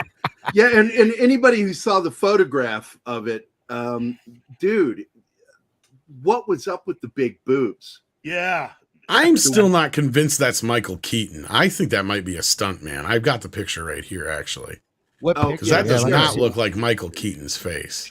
What picture? So I can show it again. Please. I got it here. Come on. Here we go. I almost think maybe they were told to release that just to convince people. That's the one. And this look is at why the we fucking canceled it. Man boob on that is ridiculous. That does.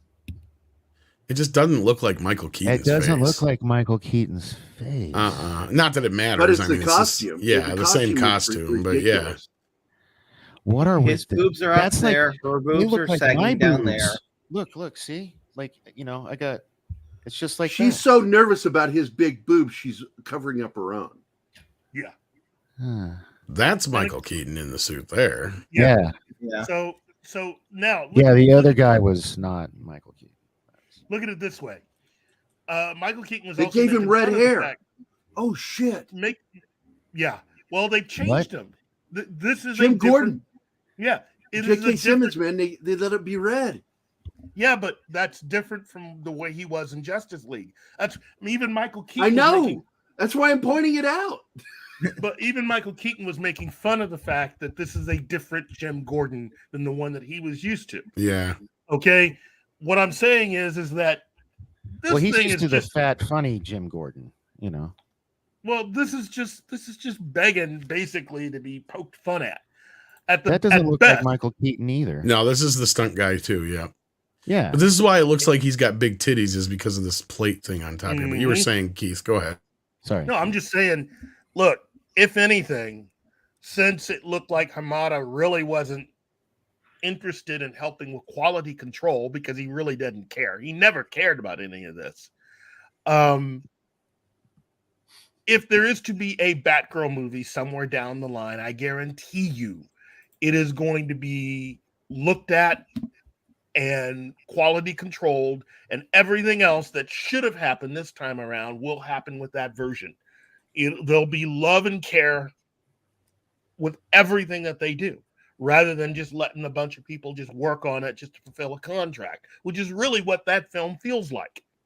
So I don't know, but we literally have Ezra Miller driving through the country, going crazy, acting like a supervillain, wearing a bulletproof vest. I believe he's running from the law again. I mean, isn't this stuff like? And this is the lead. Yeah, of he's the still on the film, like- lam. yeah, like this is. Did Are you we want to in the say something Twilight about this, Zone? Shinotsky? That's why I was posting to. That's the whole thing of like it expires in mid-August. This is why I was saying. Okay, yeah. This is why everything is just it's serial killer time, because it's not going to be on his books. Yeah, and that's what we were talking about earlier. That this is the time to start cutting shit for tax write-off reasons. Yeah. And Valiant. By the way, if you guys don't subscribe to him, go subscribe. you should. He is Midnight's breaking Edge, down. Valiant, and Culture Casino, and even Polly at Latino Slant. Some of the best channels, clearly, obviously, better than ours. To get information. And Valiant, man, he dissimulates this stuff in a way that just blows my mind. He breaks down like how the money works and why some of the things you're thinking aren't right. Because you got to follow the money. He actually did a complete thing while they were doing the earnings call for Warner Brothers.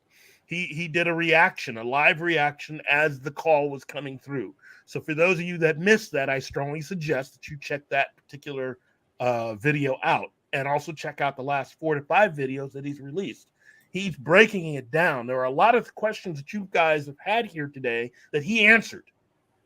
Okay, Pronouns. He equals Valiant. Who is the he you're referring to? Valiant doesn't have pronouns because Valiant's sane. His pronouns are Smith and Wesson. I'm not talking about pronouns in the new sense. I'm talking about pronouns in the sense like when you say linguistics. He, this, that. I don't know who you're referring or what you're referring to. That's a Clint Eastwood movie waiting to happen. What are your pronouns, sir? My pronouns are Smith and Wesson. Now get off my lawn. Yeah, it's that's like funny. That's good. I did that meme a few years back that shows the original Pennywise the clown, and he's looking at the camera going, "What kind of clown do you take me for?" And I got Clint Eastwood on the lawn with his weapon in his hand from El Camino. El Camino, or not El Camino, El Torino. And El Torino, and the line that says, "The dead kind." Thanks for stepping on it. Thanks for stepping on it. Get the fuck off my lawn. I love doing a punchline and someone stepping right on it. And he said, that means stop. The dead kind. That's a Clint Eastwood movie, The Dead Kind. That should be a Clint Eastwood movie. Look, all of this it's been incredible to watch this go down. We are literally watching someone clean up an entire company and really an industry. Did anybody else's mind think him saying "go down" was perverse? Because that's what Only my you, mind Gary. Only you. And you broke Keith's heart and you made him cringe. And you just did that thing you were getting mad at me about stepping on his line. Yeah, but he wasn't delivering a punchline. You feel lucky, punk. So here we go. Continue, Keith, and then I want to promote. No, something I'm from good. Midnight's Edge. My point is that it's incredible to be watching all of this, and I guarantee you that somebody's going to be teaching a college course on how this all got done. Changed everything. This is shaking the foundation of. Well, what did Kurt Russell say in Big Trouble in Little China? We really shook the foundations of hell. Pillars of Heaven. Oh, Pillars of Heaven. That's what it feels like right now. This is groundbreaking, what we're seeing. And I'm just excited to be a part of this and watching it happen. Now, if you guys have not seen this, this is the new video over there on Midnight's Edge. Ezra Miller's The Flash, next DC movie to be shelved after Batgirl and Supergirl. It's a really good video, and Andre does a great breakdown. And Tom, of course, what do you do on these videos when he does that? This one I edit, and well, of course, if I have the DC stuff, I kind of have my own sources on, so that's one area where I know it's something that I find great about you.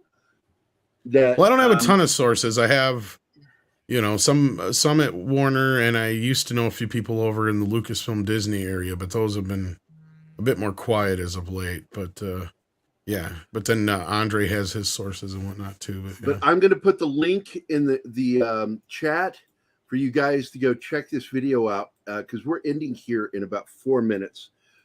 If you've not watched this video, go watch it. That is Midnight's Edge, latest on the Flash movie, and of course the cancellation of Batgirl and Supergirl. And you guys really do. I consider your videos the best for the best video. content or context, I should say. I'd really suggest going back to like the last few reports we've done on DC to really get the full picture and understand how we've gotten to this point and the things we've been hearing. And Zaslav's playing a lot of things close to the chest, right? Because we're hearing now from a lot of even people with the Henry Cavill thing, because we're not sure now what's going on with him. Dude, The Rock gets what The Rock wants. Never mind. Here's my view on all of this. Like, canceling those is an easy decision to make. He did mention they're working on their 10-year plan. So he's probably waiting till they have what their 10-year plan is before announcing anything about what they're doing with The Flash, one way or another. Whether they can use it or not, because there's some elements that might be usable for like a reset, or should we just say, screw it, don't even do an end continuity thing, just complete reboot from the start? Well, we can go by kind of what we know or have surmised already, basically from the elements that we've heard from Mikey and from our sources and other places. We know that there was a search for a new Flash. That has almost been known throughout because there was all that leakage. That's where my brain but basically I was told, and so many others, I believe Mikey heard the same kind of thing, that was for the future, right? Because at that point Ezra had only choked a bitch and threw a chair, right? Like we didn't know about all this other shit yet. So at that point they were just only, right? Like at that point they were just kind of like, well, maybe this stuff will like kind of go away, and some of it did go away, right? They dropped the one charges in the one situation, and I think they paid off the other one. But he's got these other things that are hanging over his head right now, and whether he's guilty of them or not, I mean, that's what it is. But the accusations are starting to pile up here. And yeah, at this point, I think that this whole idea of bringing in this, I can't remember the name of the other guy. It's something like Sam McCullum or something or other, or McGluff or something or other. The other one was the one I keep hearing. Oh, sorry. I can't remember his name, but Dylan O'Brien's the one that it keeps coming up more. So he was a kid from Teen Wolf and one of those YA movies. Yeah, my I don't understand, and I know everybody disagrees with me, but I don't understand why you have to look for a Flash when we have a really great one in Grant Gustin. But that's probably just my opinion. There's a few reasons why they're not going to go Yeah. with Grant. No, I know. He CW. is He doesn't too have the old. numbers. Yeah, I know. You've told me. Well, that. that's a big number. part of it too. He's just, and the other part is he's just too old, and it would be too confusing, right? And that's where I'm surprised they're even going through still with the Flash, unless they absolutely have to, because the whole Michael Keaton thing is going to get confusing to people, right? Because the whole point of this was to set up like a multiverse thing that's not going to happen now. So, or at least I don't think it's going to happen in the respect that it was. So maybe they'll use it to set up Zaslav's new universe. But here's the thing, Tom. Yeah. Avoiding a multiverse is a good thing because the multiverse has been nothing but a fucking nightmare for comics. Now, just so you guys can see this, I just shared it. I created a playlist of the last 4 DC videos you guys did. Okay. All in There's one probably single more than playlist. that, but yeah. Well, those are the 4 most recent ones that Yeah. I saw on your I hear video you. list. Because we've done a So- lot lately. And So they're in order from newest to the oldest. And so go watch those after this show. We're going to be, that's it. This is the end of the show. Oh God, we're ending. No. I just want to finish up my point real I quick. need my list too. So go ahead, buddy. With going back to the whole multiverse thing, if they can avoid a multiverse and things are nice and simple to follow, Marvel's basically, with all their Phase 4 stuff, has basically made it so following them is going to be a fucking nightmare because there's going to be multiple continuities and everything else. It's the same thing that fucked comics over in the 90s. DC, meanwhile, one simple universe, completely reset. You don't have to even watch everything from before. They're going to be able to kick Marvel's ass. Oh, easily. So easy. Because, and mainly because I think we're going to reach a point with the MCU where they're going to have to either continue down the road they're going or reboot everything within 2 years. Because once Warner starts to have some success pointed at doing better, Kevin Feige is so competitive. He might even attempt to do that. He might even attempt to just say, stop what you're doing. Whatever plans we have, we're done with. We're just going to start over again and start basically putting out their feelers to have the new Tony Stark and Steve Rogers cast and just start all over again. Yeah. I mean, look, there were rumors coming out a few weeks back that they're rebooting the Arrowverse, but I don't think they're going to reboot the Arrowverse. I think that they just need to reboot DC and start putting out quality programming. And the heavier stuff over on HBO Max and the lighter stuff on the CW. But they need to stop doing the fake drama shit. It's been a bad thing since the early 2000s with Smallville.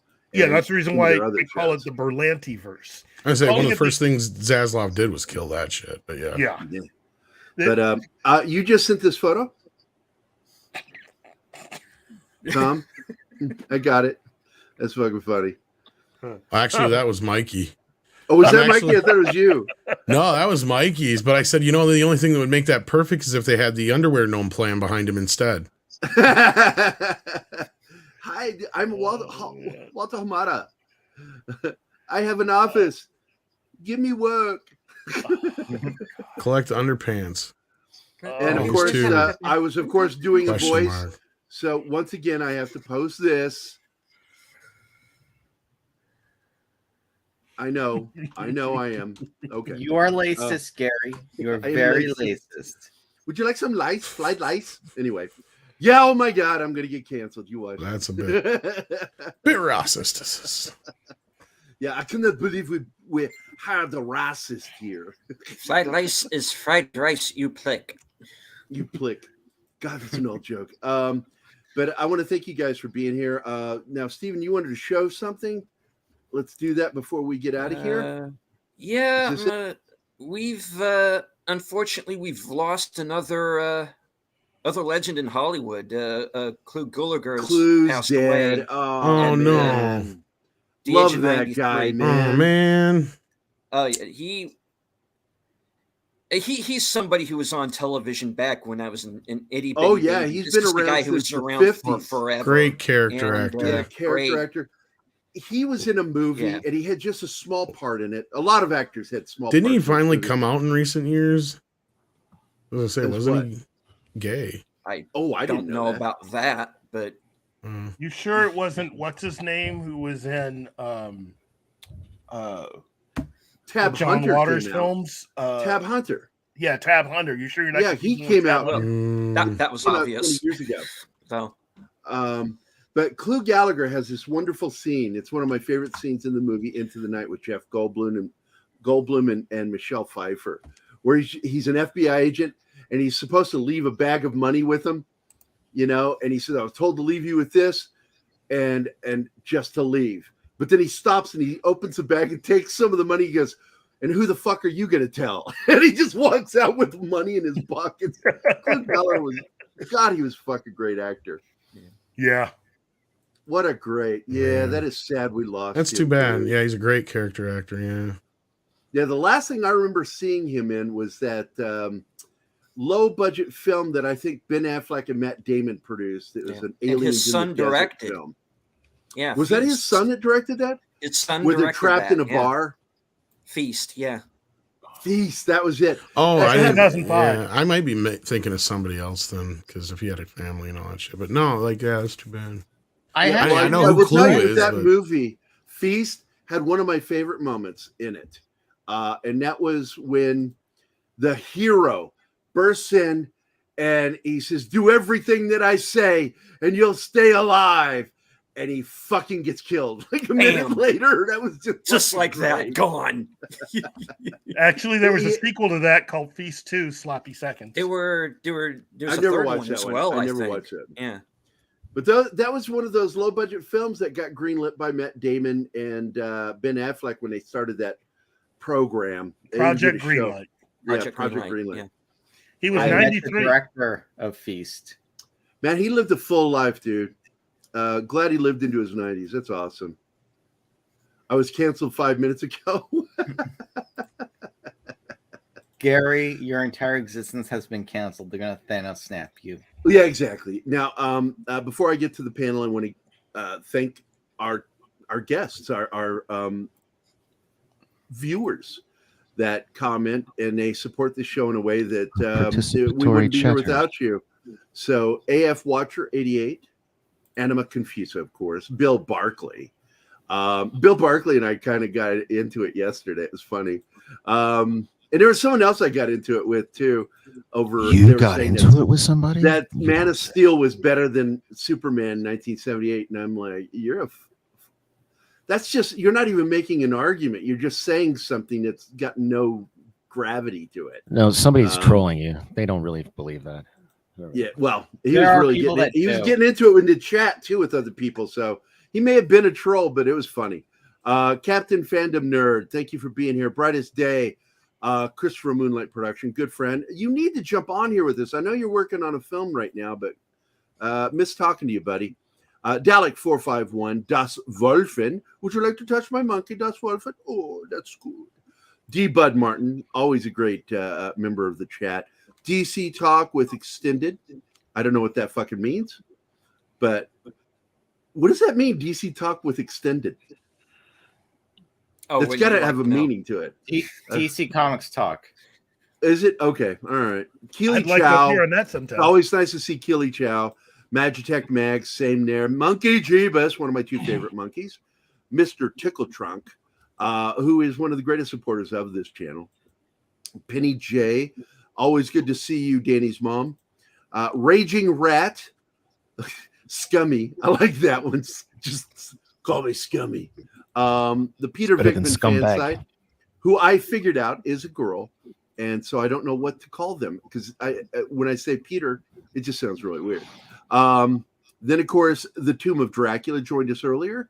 The Marshal, who is a great member of our chat. Tin Man, of course. Wolverine 626. and the very religious Your Muslim Uncle. And I thank Cameron Pasha for him watching us and joining our chat. I always enjoy seeing him when he gets in the chat. And of course, Kyle was here. Kyle Zax was here. So it's always good to see our buddy. And thank you all for watching the show. And I want to thank my partner in crime, Keith Moncrief, and our always quiet but sweet Stephen, also known as Deleted Scenes, who looks less like a lesbian today. I will tell you that. You look like Grandpa today. I like that. What did you say, Sonny? Shuddy. Is this thing on? Yeah. What are you people doing in my room? What is the interwebs? And of course, I want to thank Shinatsky for being here. And you know, Shinatsky, you know, I'm keeping an eye on you. And of course, our good friend Tom, thank you for dropping in, buddy. It's always great having you on. You're always so busy, and I'm so grateful when you can make time and be on with us. I love dropping a deuce. And of course, I want to thank Brandon, even though he's gone already. Thank you so much for being here. And I want to thank, of course, Danny, who is a major part of our team. You know, even though sometimes I'm not sure where the fuck his brain is when he's talking, I love him so much. I really do. I love you, Danny. I have a deep fucking love for you. And I'm so grateful to have you as part of our team. And you helped me so much, you and Martin. And speaking of Martin, there he is. This is Prince Martin Acosta Santana of Venezuela by means of Mexico and Ohio. Hell, brother. Martin, I don't know if you're able to talk right now, but yeah, he's like, fuck you, I'm off the screen. He removed himself. But with that, we are out of here. I want to thank you guys for watching the show, and most of all, for being big supporters of this channel. Without you guys, we wouldn't be doing a show. In fact, it would just be weird what we're doing. If nobody was watching, it would just be really fucking weird. So I'm going to go ahead and use the basic outro, and here we go. Bye-bye. Bye-bye. Hey guys, thanks for watching Pop Culture Minefield. If you've enjoyed the show, please make sure to like, subscribe, and don't forget. Hey guys, thanks for watching Pop Culture Minefield. If you've enjoyed the show, please make sure to like, subscribe, and don't forget to click the bell icon for updates on our shows and channel. Also, please leave a comment, and we'd like to know what you thought of the episode, as well as letting us know if there's something you'd like us to cover in a future episode. Don't forget that you can become a member of Pop Culture Minefield now. Make sure to visit our membership page and merch store at popcultureminefield.com. You can always find Pop Culture Minefield on Twitter, Facebook, Instagram, YouTube, and Twitch. Screw you guys, I'm going home.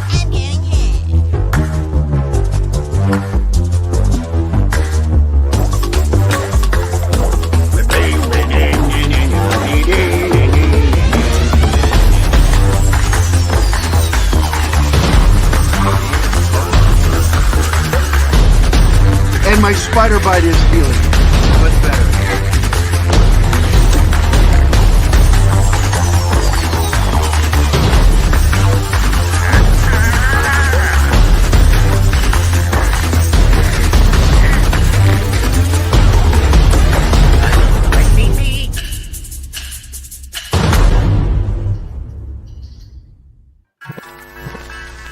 Abrí. It's awesome.